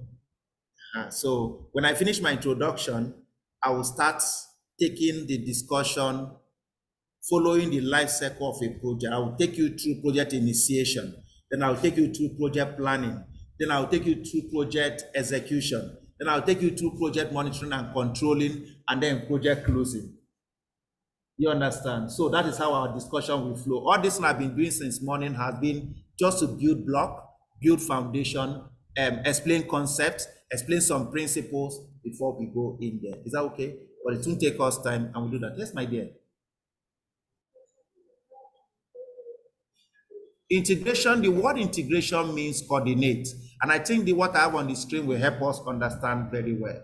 When we say integration management, we're simply saying, make sure that every aspect of the project is well coordinated in order to ensure no part suffers. What we call aspect of project that you should coordinate, these 5 you see here. If you're initiating the project, make sure the right thing is done.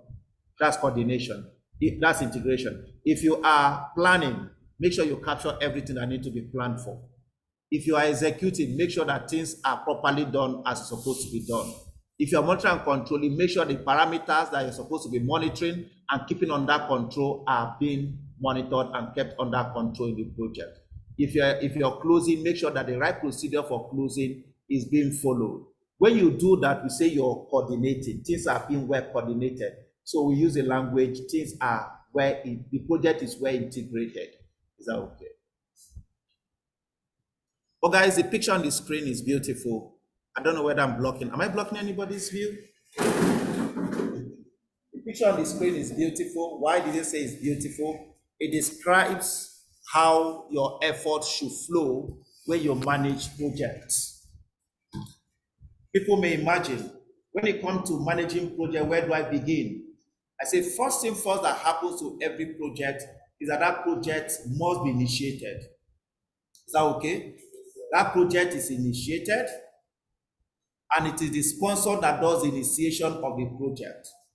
To initiate a project simply means to get that project approved.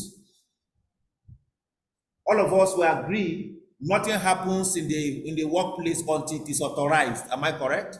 Once a project assignment has been authorized, by who? By who? Okay, I had stakeholder. Comfort was, you don't say stakeholder? Don't worry, get to clarify. You're very correct, but the question is asking which of the stakeholders is responsible. That's the sponsor. You understand? You get it? So, because you actually gave us the definition that stakeholder means everybody in the project. So when we say who is responsible for authorizing a project, it is the MD CEO. I don't know whether that's what you call your number one person in the organization. Maybe you call the person, you're welcome. You call the person the chairman. It's fine. You call the person director, no problem. You call the person president, no problem. You call the person no problem, whatever name you call the person. But the point is that number one person in the organization is the one who usually gives authorization. And it is that number one person that is called the sponsor of a project. Anybody who authorizes a project is the sponsor. But don't forget what I said. To initiate means to authorize a project. Is it verbally we authorize a project? You authorize project verbally?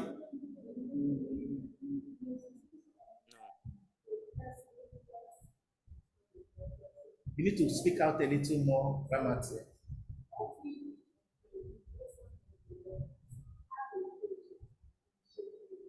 In the organization. Okay.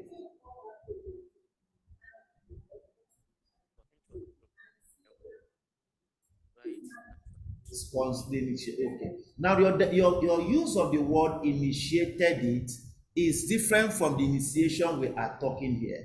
Your use of that word initiated it in this your context is the person that came up with the idea. You understand? The person that the concept originated from, you understand? That doesn't mean that that's the person who initiated it. Remember how we work in the organization? When the idea comes from you, do you go ahead and implement? What do? You take it to the person who has the power to say go ahead. Am I correct? That go ahead is usually not verbal. It is in the written form. Yes, the idea came from you. Yes, give idea. But once the signature of the MD comes in, we say it is the MD that initiated it. Does company recognize that Ramat, it came from Ramat? Definitely we will know. But officially speaking, it was authorized by the sponsor. Because I could also take that idea down. I say, Ramat, to see what? I love your idea, but at this point in time, we cannot do anything about it. So that the use of the word within that your context is the generator of the idea. But in project, in a corporate environment, to initiate it means we have gotten an authorization for it. Is that okay? And it is the sponsor who does that. So that even if you came up with the idea and you documented it, you still need to go and meet the sponsor to get an authorization for it to be worked on. Is that okay? Thank you. The second thing that happens to a project is it is planned. Who does the planning of the project? Let me give you an option. Option A. Okay, let me rephrase my question.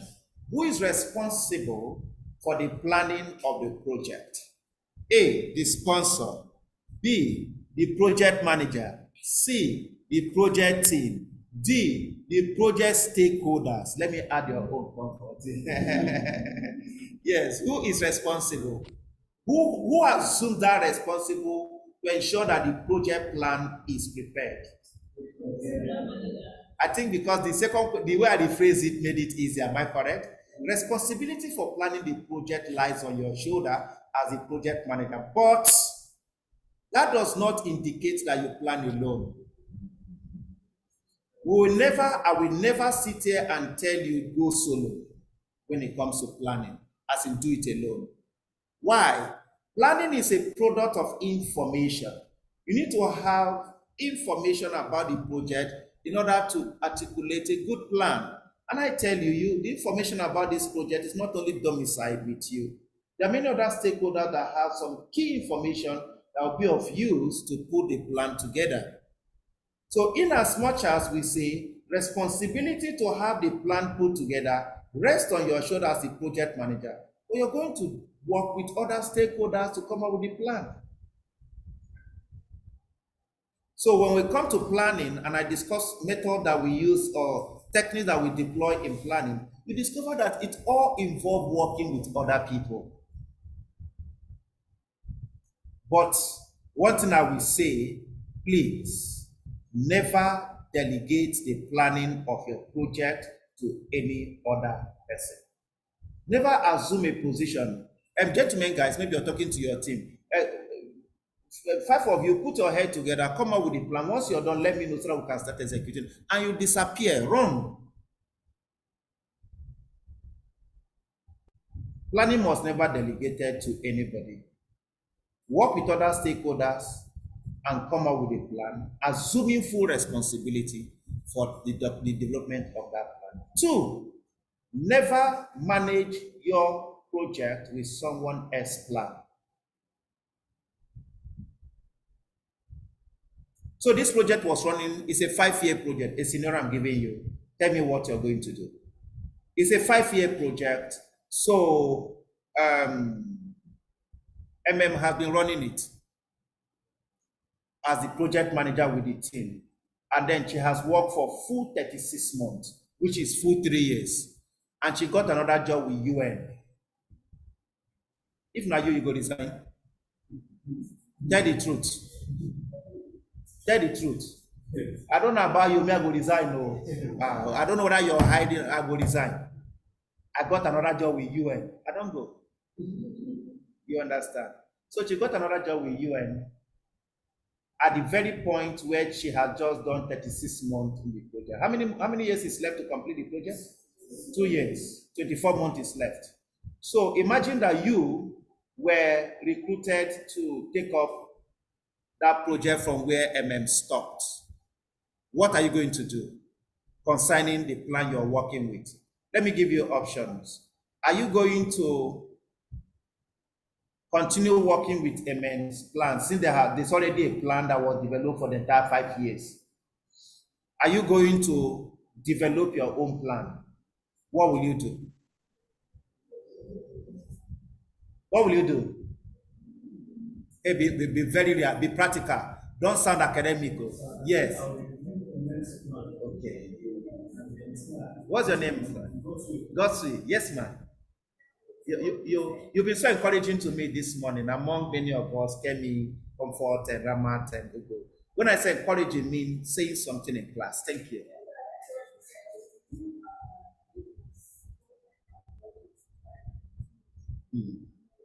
Awesome. Awesome. If you discover, I did not even give you that option. I was deliberate not to give you the option. I say, tell me what you will do. Will you continue with MM's plan or will you develop your own plan? But great guys, they went ahead to say, a more practical thing. Let me answer in 2 ways. What you're to do. I will answer in idea thing you're supposed to do, and I will answer the practical thing that will actually happen. The idea thing in principle you're supposed to do is develop your plan. At least from the point you're picking up the project to the end. But the real practical thing that we will do is what God's will and what's the name again, sir? Vanessa said. I'm going to pick up MM's plan and look at, because what is a plan? A documentation of strategies, am I correct? A documentation of how you want to implement the project activities. Is that okay? So I'll pick up MM's plan, at least from the point I'm taking up the project from that remaining 2 years. I'll review how she intended to handle those portions of the project. Why are you reviewing it? You want to see whether you agree with our strategy. And true, there are some areas in the plan you will agree. Am I correct? Maybe as you're reviewing it, you see areas you say, no, I wouldn't want to handle it this way. And you make an adjustment. Is that correct? At the end of reviewing it, you discover that you can no more call that document a MEMS plan. You will now refer to it as what? As your plan. You're supposed to ask me, Amadi, why are you saying I should not use someone else's plan to manage my project? For many reasons. Reason number one, the period you are planning provides you an opportunity to know so much about your project. Do you understand that? That time you sit down to begin to articulate information on how the project will go. You are learning so much about, and that knowledge, they're not the buyer for market. That knowledge is going to pay off when you start executing the project. 2, planning your project yourself enables you to have full ownership of the plan. If someone else plans your project for you and the project fails, guess the excuse, okay, not be me plan this project. Instead of me plan, I mean, not go like this. I already have said in this class, excuses are signs of incompetence. Everyone just look at, what kind of human being is this? And all that. Please, never delegate it. But the second point I'm making is, never plan alone. I think there's a football team that say never walk alone. Who is that? Liverpool, never walk. Anybody Liverpool fan here? Yeah, never walk alone, guy. Never walk alone. You understand? So whenever we remember Liverpool, remember what Amadi said. Never plan alone. You understand? They say, yes, my dear, comfort.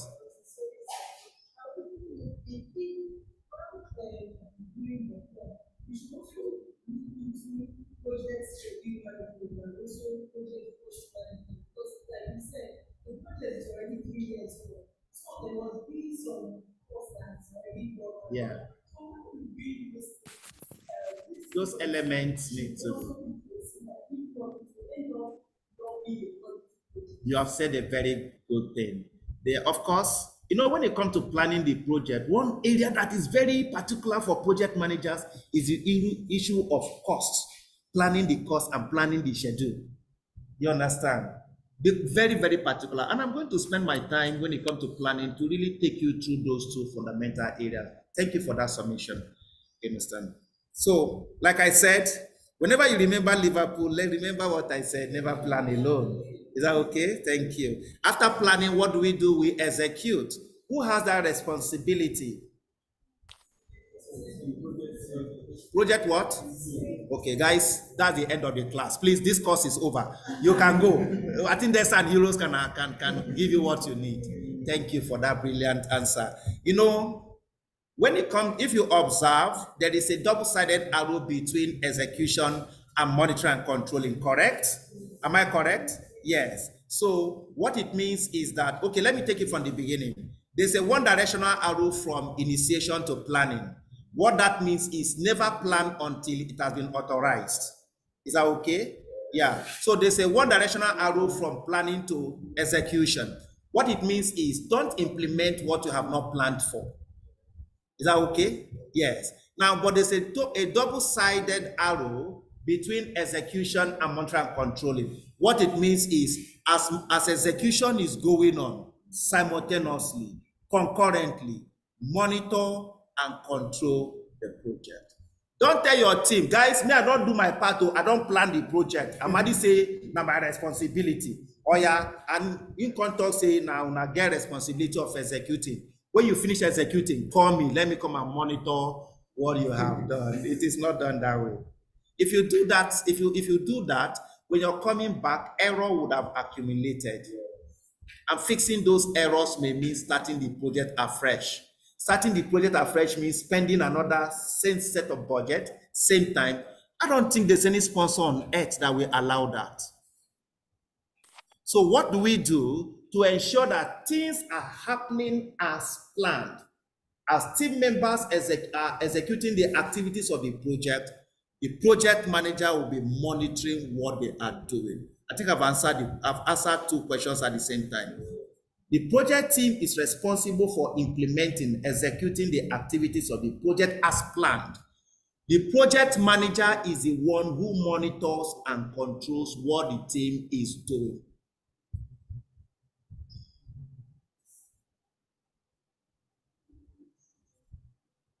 And to ice the cake, both must happen at the same time.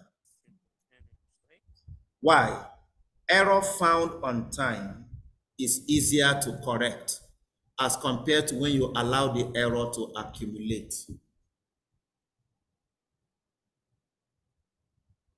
Did you see this? Another arrow going back to planning. Yes. It's not a design.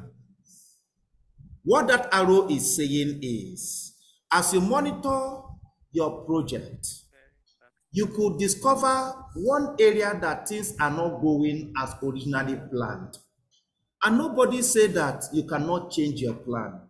Once you discover that there are things not working as originally planned, go back to the plan and review the plan. It's within the context of, the principle of what you were describing, comfort. Maybe in my original plan, I said I will spend 3 days on this activity. As work is going on, I'm monitoring and I'm seeing how things are going. And I discovered that, today is the second day for this activity, tomorrow is the final day. And as we speak from my rating, only 30% of this has been done. It's not possible to say between now and the end of tomorrow, the remaining 70% to be done. What do I do? We discovered that the originally planned 3 days is not looking feasible. You go back and review the plan. Reviewing the plan means, what control do you want to adopt to make sure you achieve your objective? And it varies. If it is an activity that cannot be delayed, that must finish in that 3 days, then you need to think about increasing resources. Am I correct? It could be increasing the number of people who are working on it, that's labor, or increasing the number of equipment that you have been using. If one person has been working on that activity, it means, okay, let me add additional 4 hands, making them 5 now, so that by tomorrow they will be able to finish it. In project management, we call that crashing. It's a schedule compression strategy we call crashing. But my point is that arrow going back to planning means once you in your monitoring controlling effort, once you observe things not working as originally planned, go back to the plan and adjust the plan. Once the result of the project is achieved, what do? We close the project. Let me make the question easier. Who authorizes the closure of the project? Thank you. The sponsor. You say? Remember, you know the way I wanted to ask the question is, who closes the project? If I asked the question that way, we would have misunderstood, though it's still correct. The sponsor closes the project. It is the man, the woman, the people who authorized that also will authorize closure. When I have finished building the bottled water I should build as a project manager, I'm not going to close the project until you have come to do your inspection and then assess the result. You understand? Then you now say, okay, that's fine, we can close now. Yes, your thinking is not out of place. It is when the sponsor gives approval for closure, me, the project manager, will now begin to carry out the closing activities. You get it now? I need to write a final report. I need to have closure meeting with some stakeholders, and even my team, we need to have some what we call lesson learned meeting. You understand? And maybe give them some presidential handshake and know the proper way to release the team to go back to their various, if they are coming from the different departments, go back to their various departments. But who signals the closure? It is the sponsor. Thank you, man.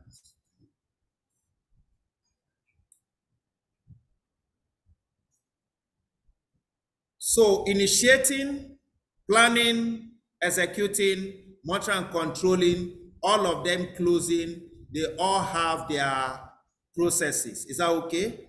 Yeah, they all have their processes, as in things you're to do at that point in time. That's what we mean by processes.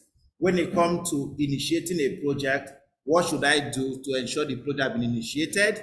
And there are two things you're to do. That is, develop project charter and identify stakeholders. When it comes to executing, there are about 10 things. When it comes to a planning, there are about 24 things. When it comes to monitoring and controlling, there are about 12 things you're going to do. Closing the project is just one thing you need to do. Is that okay? Because if you ask me, if you say, the question all of us will be asking somebody, when it comes to initiating project, what should I do? What am I expected to do? So in our next class, I'm going to start discussing those things one by one.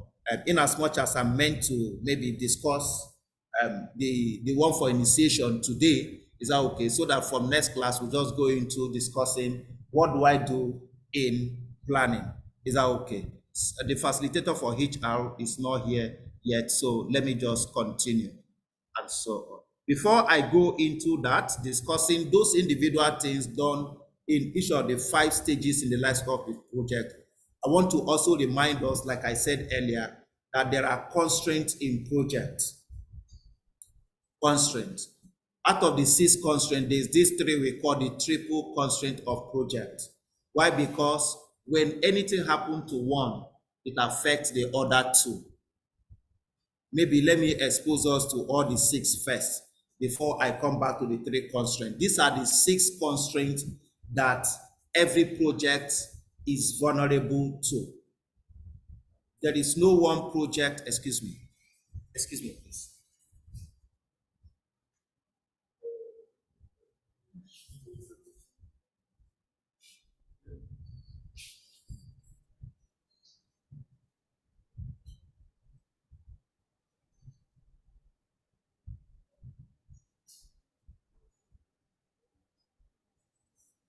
There is no one project you want to run, whether on Earth or planet Mars or anywhere, that you may not likely experience 1, 2, or more of these constraints.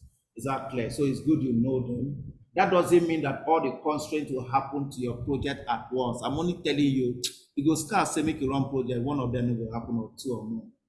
You get it? So it could be that you're having a constraint of cost. What does that mean? The money you have seems little compared to the work left to be done. You understand? Maybe a constraint of time, which means the time that you have. If like say the time no go do this work, oh, you understand? You're battling that way. You begin to see yourself beg your team, say, guys, don't know they close by 5. For me, we'll see whether I can be closing an hour later, like 6 or even 6:30. Why? Because you feel you have a constraint of time. You understand? You may even say, guys, we need to come to work on Saturday, even if it is half day, because we are running behind schedule. You could have a constraint of resources. Remember, I say resources means 3 things. What is labor, material, and equipment? And them can be a constraint. When you say labor is a constraint, it could mean that you don't have enough hand. You understand? Maybe the project actually requires up to 30 people in the team, but only 10 people you get. It could also be that you have enough hand, but most of them are not competent. It's also a constraint. Is that okay? So equipment can be a constraint. Maybe you don't have enough, or even the one you have, you go break down today. I mean, you go work for 1 day, go break down for 2 weeks. Is there a possibility in project? Yes. And that really can be a huge problem. Material can be a constraint. Scope can be a constraint. I told you that project scope means the project work. Okay. let me also, when you use just that word, scope, what I call project work is project scope. But when you use the single word scope, you didn't say project scope. You just say scope.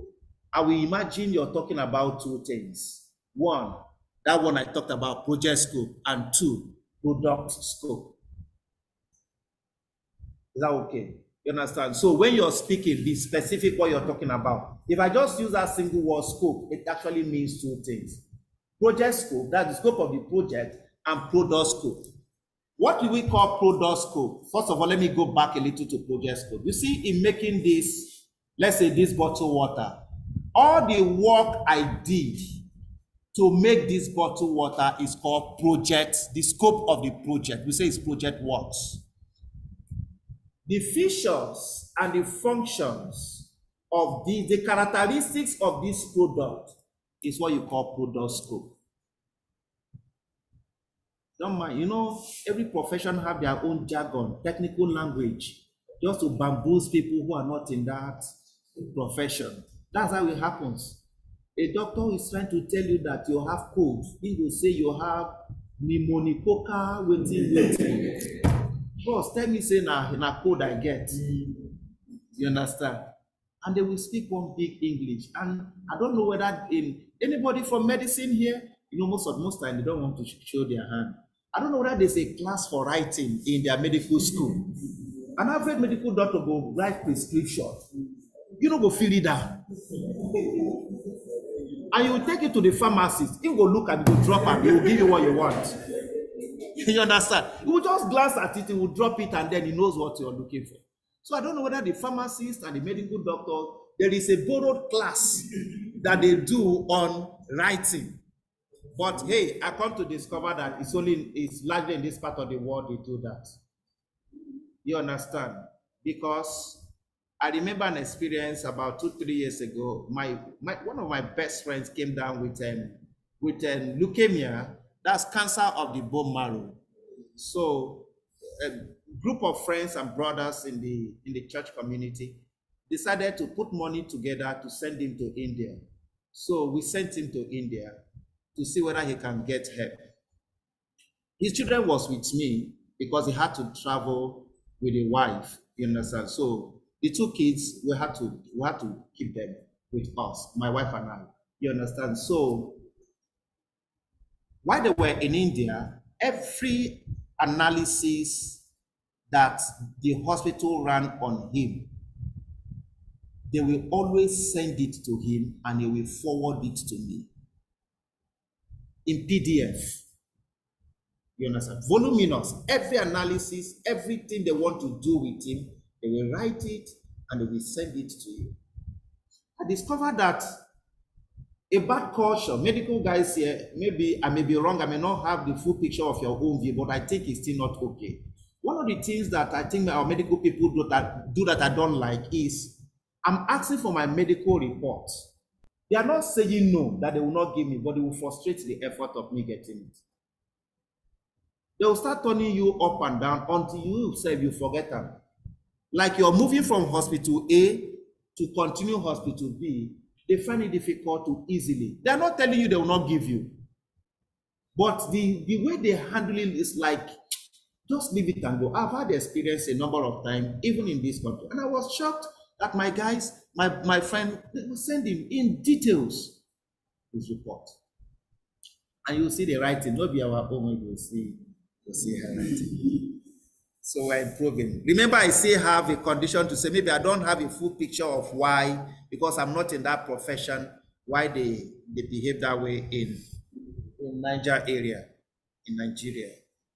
So all the characteristics of the product is what we call, of the result of the project is what we call the product scope. And guess what? Another name for it you already know, specifications.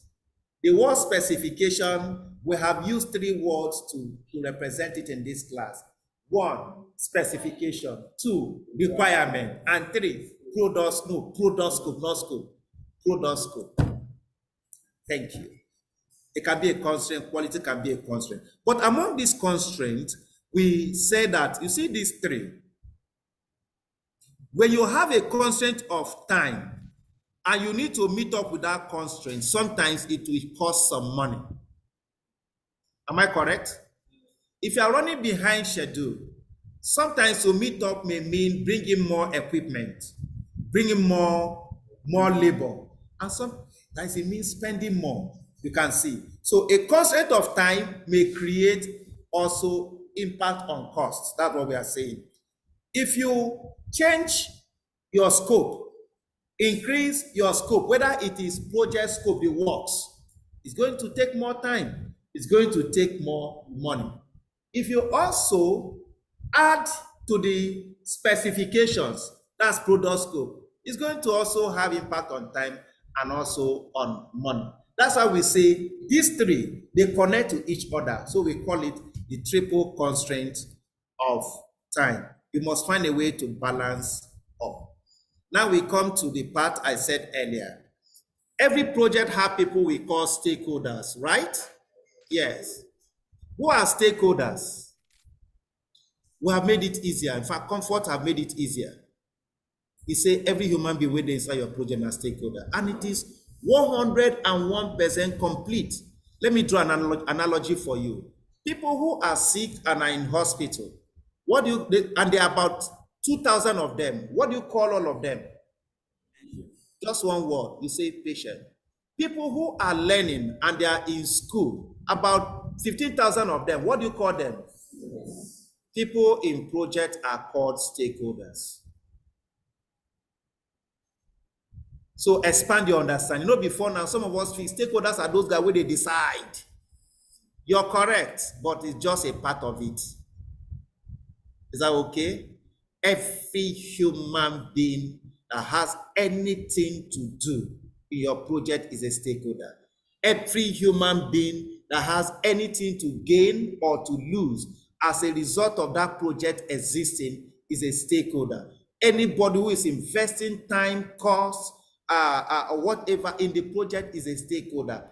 Anybody that has any value to create in that project, anyone that has any expectation, any interest, any that the project will be impacted, that will impact on positively or negatively, is a stakeholder. Yes.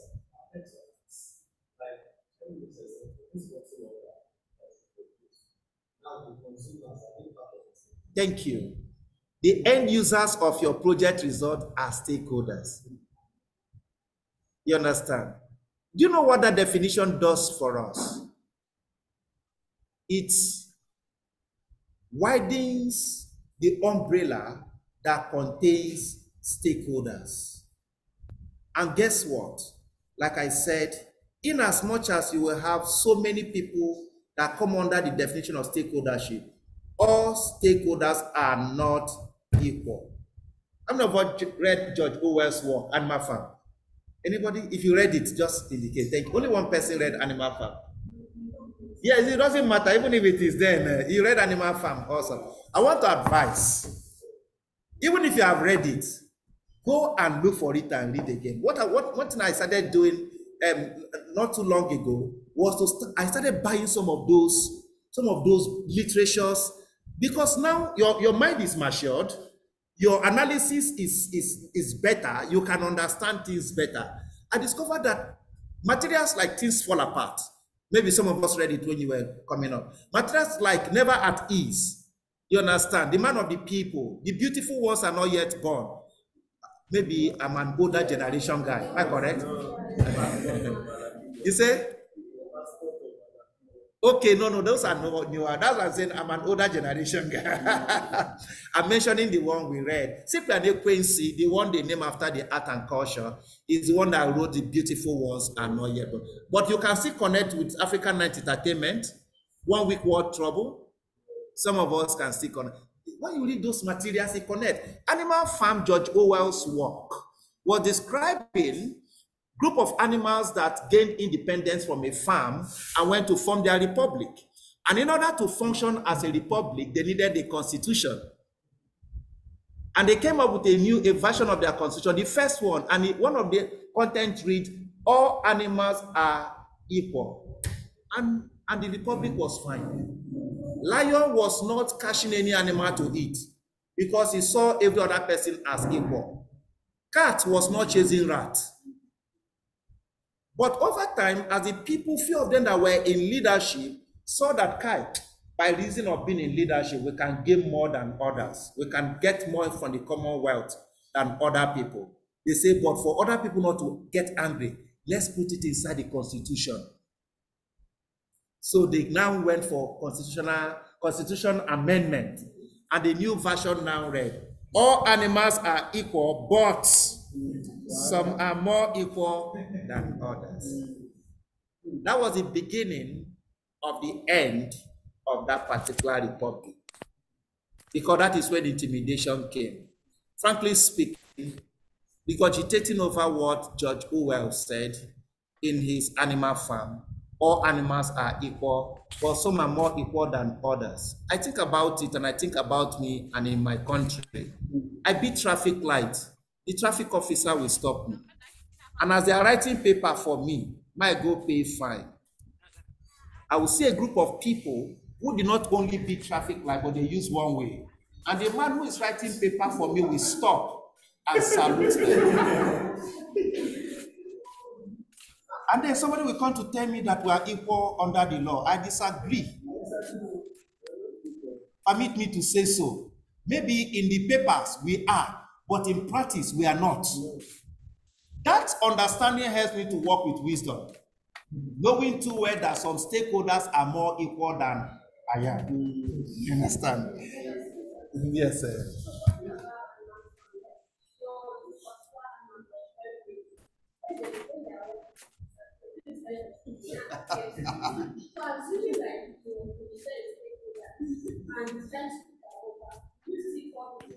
It's a stakeholder now. You must find a way to make sure it doesn't disappear again. Manage his disappearance and his appearance. He's still a stakeholder.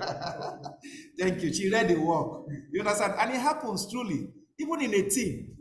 Especially if, yes, especially when you have a large team.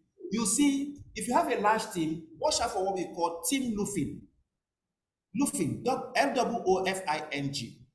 People will be saying, then they hide under the performance of other people. They know they do anything wrong. But because every other person is already performing, we will not notice that they are not doing anything. You understand?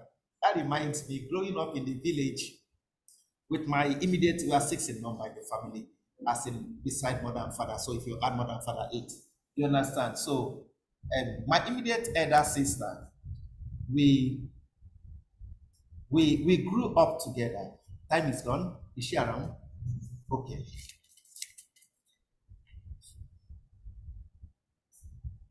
Okay. So we grew up together. Our mother left very early in terms of death. So she died quite early. So you know how it happens now. Once a mother is dead, the family somehow they scatter small. You understand? That's why till today I respect women. And I pray to have a woman as my first. And God gave me a girl as a first. I was very happy. I throw party. I don't have time to share with you why I had that kind of prayer, because I'm trying to reach out to the HR facilitator. That's the note they gave me. I'm sure she's on her way. Yes, so why we continue. So, of course, everybody's scattered. Relations, okay, let's take this one to be taken care of. Let's take it. And of course, when I say our mother left early, means my father was still young. The man must continue his life. Is that not true? On the average, men will always go and remarry. If you check the percentage of men that remarry when they lose their spouse, versus the percentage of women that remarry, that of men is always high. You understand? And women, yes, ma'am, are you close by?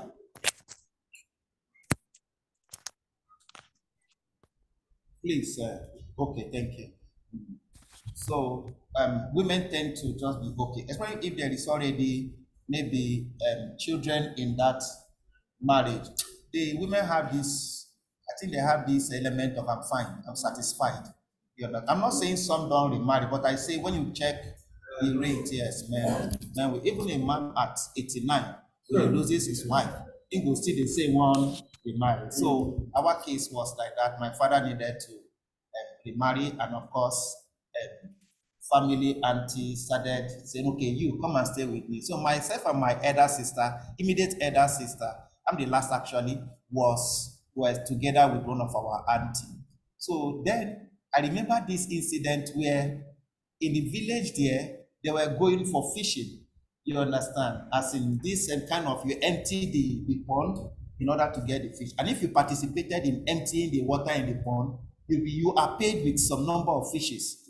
You understand? So when it was time, I'm trying to say what the picture is saying. When it was time after work to pay people who worked, my elder sister came to rub me mud on the body. You understand? She rubbed me mud everywhere and then told me to stay so that they can give me fish also. You understand? And I did not do anything. So that is what we are trying to describe here. Don't mind me, I needed to digress in that angle. But Animal George Orwell is right when it comes to issue of stakeholders. All stakeholders are not equal, truly. Is that okay? That's why we have key stakeholders and non-key stakeholders. So very, very important. And then, of course, who could be the stakeholders? The project manager, the sponsor, the board of directors. Functional managers means head of department, head of unit. Anybody who is in charge of any function, no matter the name you call the person, you may call the person director accounting. That's the functional manager accounting. You may call the person general manager procurement. That's functional manager procurement. So anybody who is the head of any unit or function is referred to as functional manager. So when you manage a project, if there is a unit that will play a role in your project, like HR always plays a role, because they're the one that will help you to get the people that you work with. They are always, the functional manager of that department becomes a stakeholder. Your team is a stakeholder. Your vendors, your suppliers are also usually stakeholders. In a few minutes, she will join us. Is that clear? So I think let me quickly go to initiation. Friends, I will not spoon feed you. You understand? Meaning, it's not everything in your manual. You expect me to now go one by one. I will basically look at what is technical and what really I need to discuss key things. There's few of them that I know you should be able to go through. Is that okay? To initiate a project, you need to do two things. What are they? What are they? Read it out, you can see it. And what? These are the two things that must be done for the project to be initiated. And after explaining this, we'll end it for today. Is that clear? So, project initiation, like we said, is about getting the project authorized. And for it to be properly authorized, we need to do two things. We need to come up with the charter for the project. Forget about the big name. Project charter is project authorizing document. No mind, now one of those big jargons again. Any document that your MD signs and say, this document is for the approval of the project, that's a charter. But remember, my work is to show you at least what should be contained in such a document. Am I correct? With the statement I made, it means it is the sponsor who prepares this document, who develops the document, right? Yes. But sometimes, remember how our ogas and madams are. They may be very busy and they will verbally tell you what they want and say, put it in writing and come back to me. And you go and prepare it and come back. The point is, there must be a document that represents an official authorization for that project. And once you have that document, we say you have developed a project. You have developed a project charter. Okay. Sorry, please, let me just tell you. Hello, sir. Yes, sir. Please, sir, can I call you back? I'm in a session. I'm in class. Is it possible? All right, sir. Thank you, sir. Yes, sir.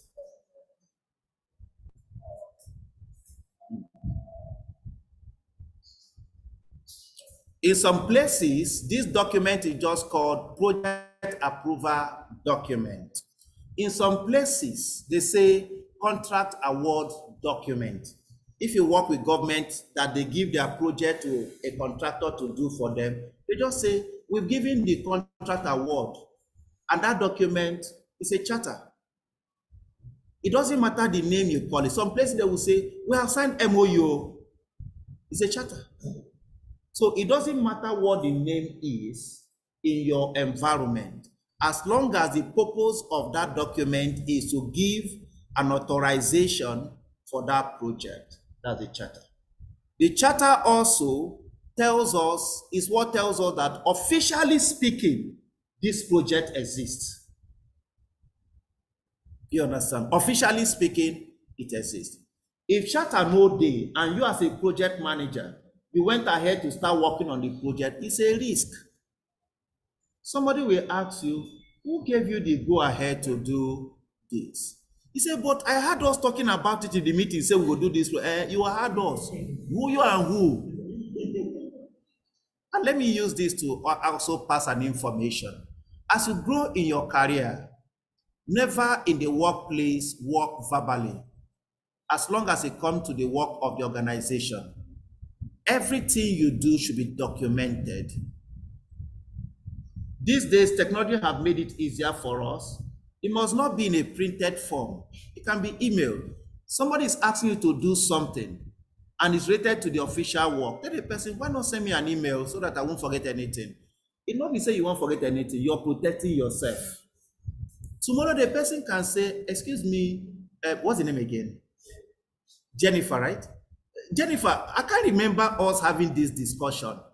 And Jennifer is confused. Amadi, now for your office, we spent like 3 hours, you explaining to me what? I said, Jennifer, where was that? Why is this so? It's not as if I can't remember. Trouble don't come. And I'm trying to save my head. Please, it is called official work. Therefore, all the way be official.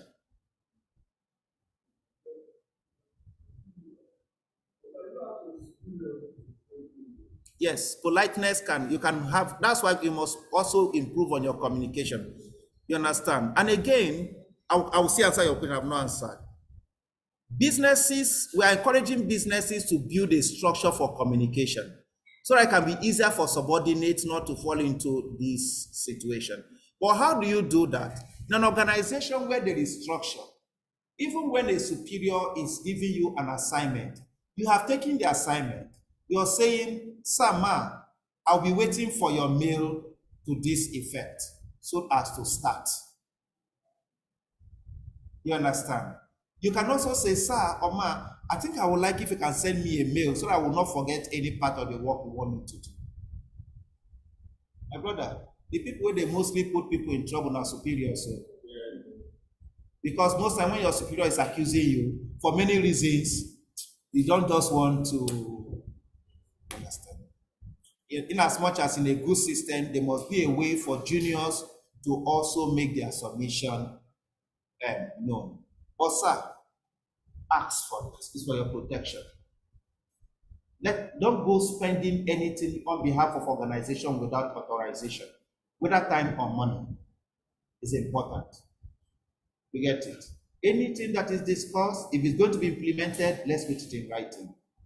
That's when you say you are being professional in your work. Is that okay? Yeah. So the charter is what gives you confidence that the project exists, has been initiated.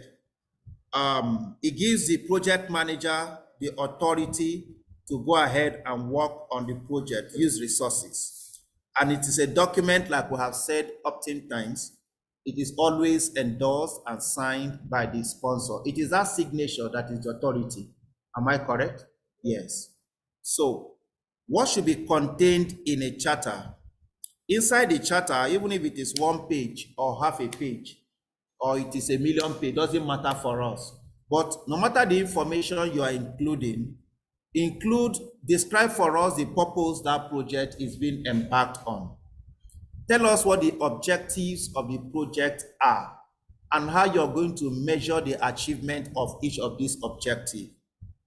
Tell us what the requirement of the project results, that is the specifications, are. Also tell us, give a description of what the project does not include. You understand? Build me a laptop. This project does not include ABC. When you describe what we call your project exclusion, it helps to manage expectation. Everyone will know, say, this one will be part of the thing where you're supposed to deliver. Again, list out the key deliverables, the key results of that project. What will be the overall risk of the project? Please take note of number 6. That number 6 is actually duration, I would like to call it. You understand? But we say milestone schedule. Why we put it in milestone schedule? Because some project, let's say that will last for 18 months. Instead of us to say 18 months, we would rather say phase 1 will happen from this month to this month.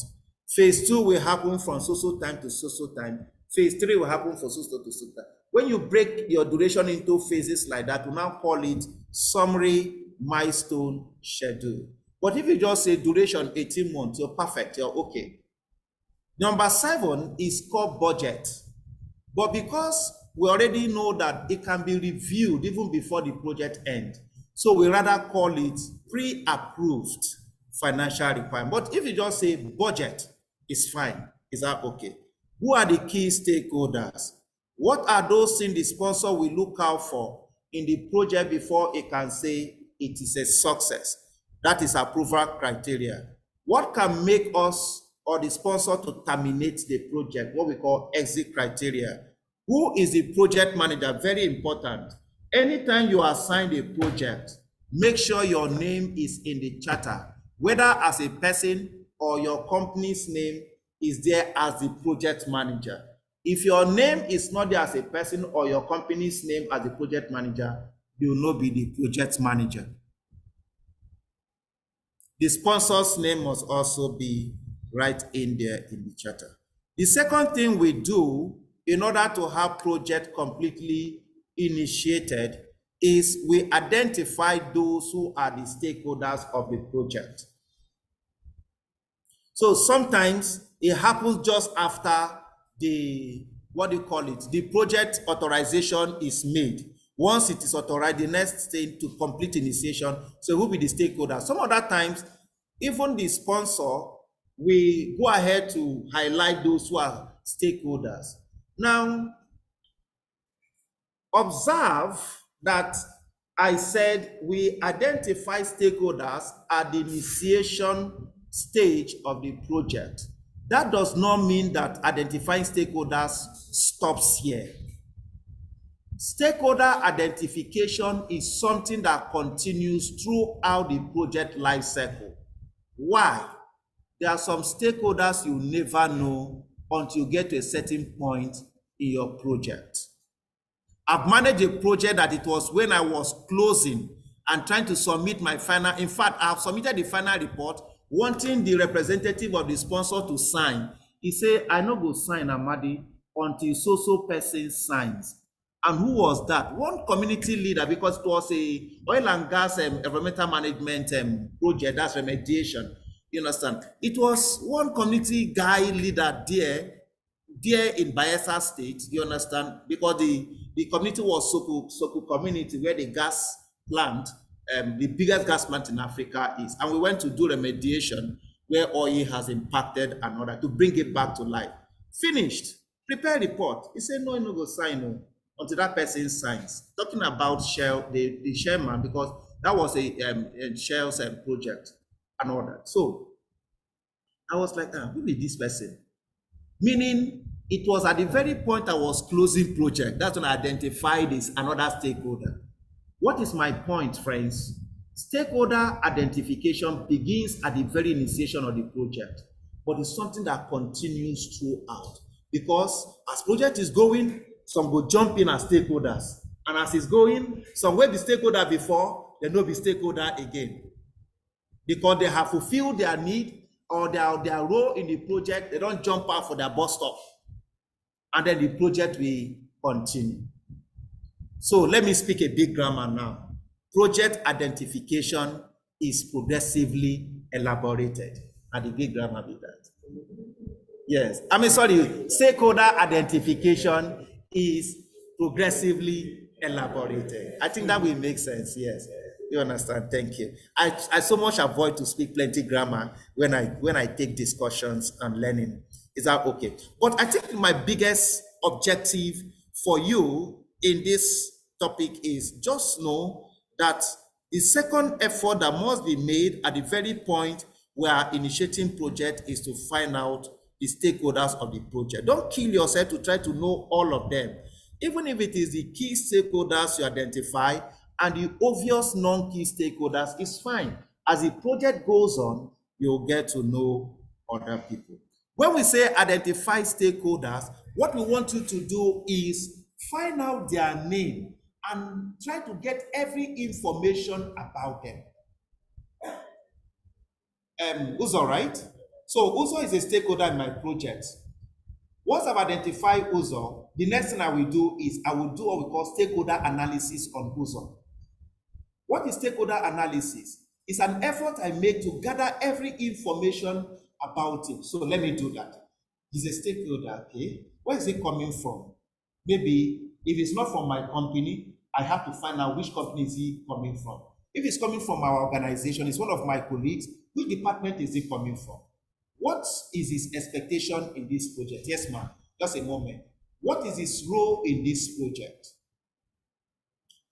How powerful is he in this project? Is he an influential person? Is he one of those that will determine the direction of decisions in this project? How powerful is he?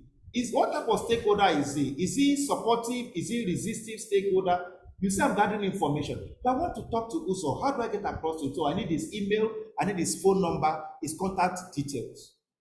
All this I'm doing is what? I'm identifying. So identifying stakeholders is not just I know the name. It actually means know every information you need to about that stakeholder. That information will enable me to know the kind of person Uzo is and come up with the best approach in relating with him in order to get for us to work in harmony. That is what identify stakeholders is. So when you identify stakeholders, please put all those information in one place.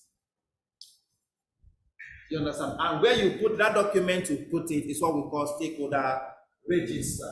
So of course, like I said, information, I categorize it into three. The identification information, the name of the stakeholder, the organization, where you're coming from, the position, the location, the contact details, then the assessment, the analysis information.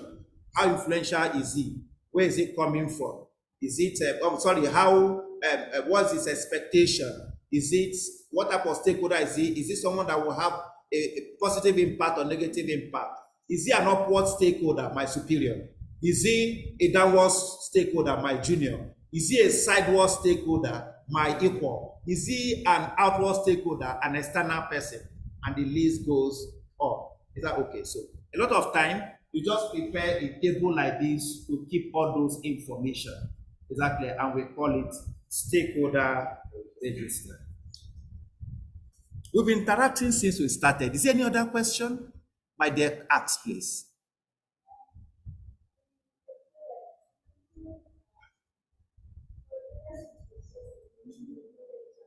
You need to develop. No, we didn't say for a project to be initiated.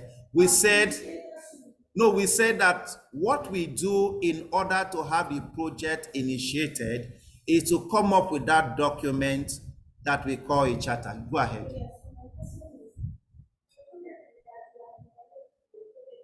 That for a project that what?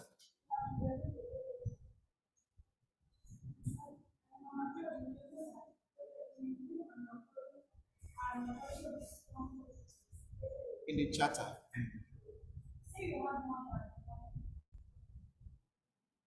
All of them will be in, yes.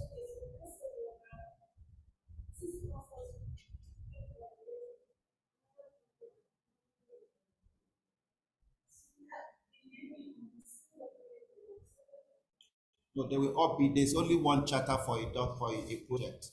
So even if the people providing the finance are from different places, we definitely will indicate all of them in that one document.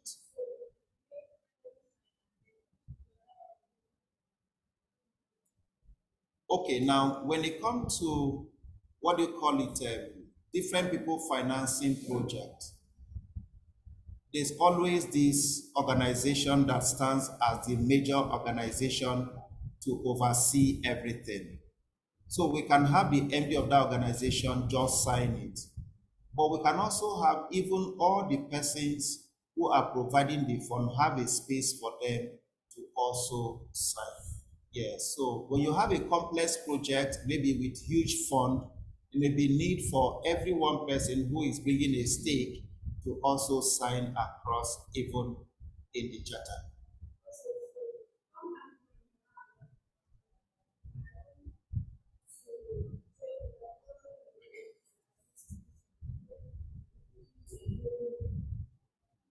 Yes. Yes, that is a way of also making sure that their expectation and their needs, because they want to also be represented that we are part of the people. As a project manager, I need to make sure that that expectation is met. If they demand for it, I will do it. Is that okay? Thank you. Yes, ma'am. I think I will take just a few more questions. We are keeping your HR facilitator waiting. I can still use the WhatsApp platform to provide some feedback as well. Is that okay? Yes, sir. Who? Is there among the stakeholders? Yes, I said it earlier. It's not just among, it's a key stakeholder. Okay, yes. Charity begins at home. Yes, sir. Thank you. Who? Who are the board of directors? Remember, BOD is applies in organizations that a little complex in their governance structure. So big organizations have the management team, you understand, and which where you now have the chief executive officer or the MD CEO and have the directors. Then the BODs are people who are usually not part of the day-to-day running of the organization, but they are the one that actually make sure that the management team and the CEO, MD, and other directors are actually doing what they're supposed to do to achieve the company objective. They are not part of your everyday operation, but they are providing oversight. Yes. Thank you. And they are usually appointed. Yes, sir. Yes, ma'am. I think that should be the last one. Yes.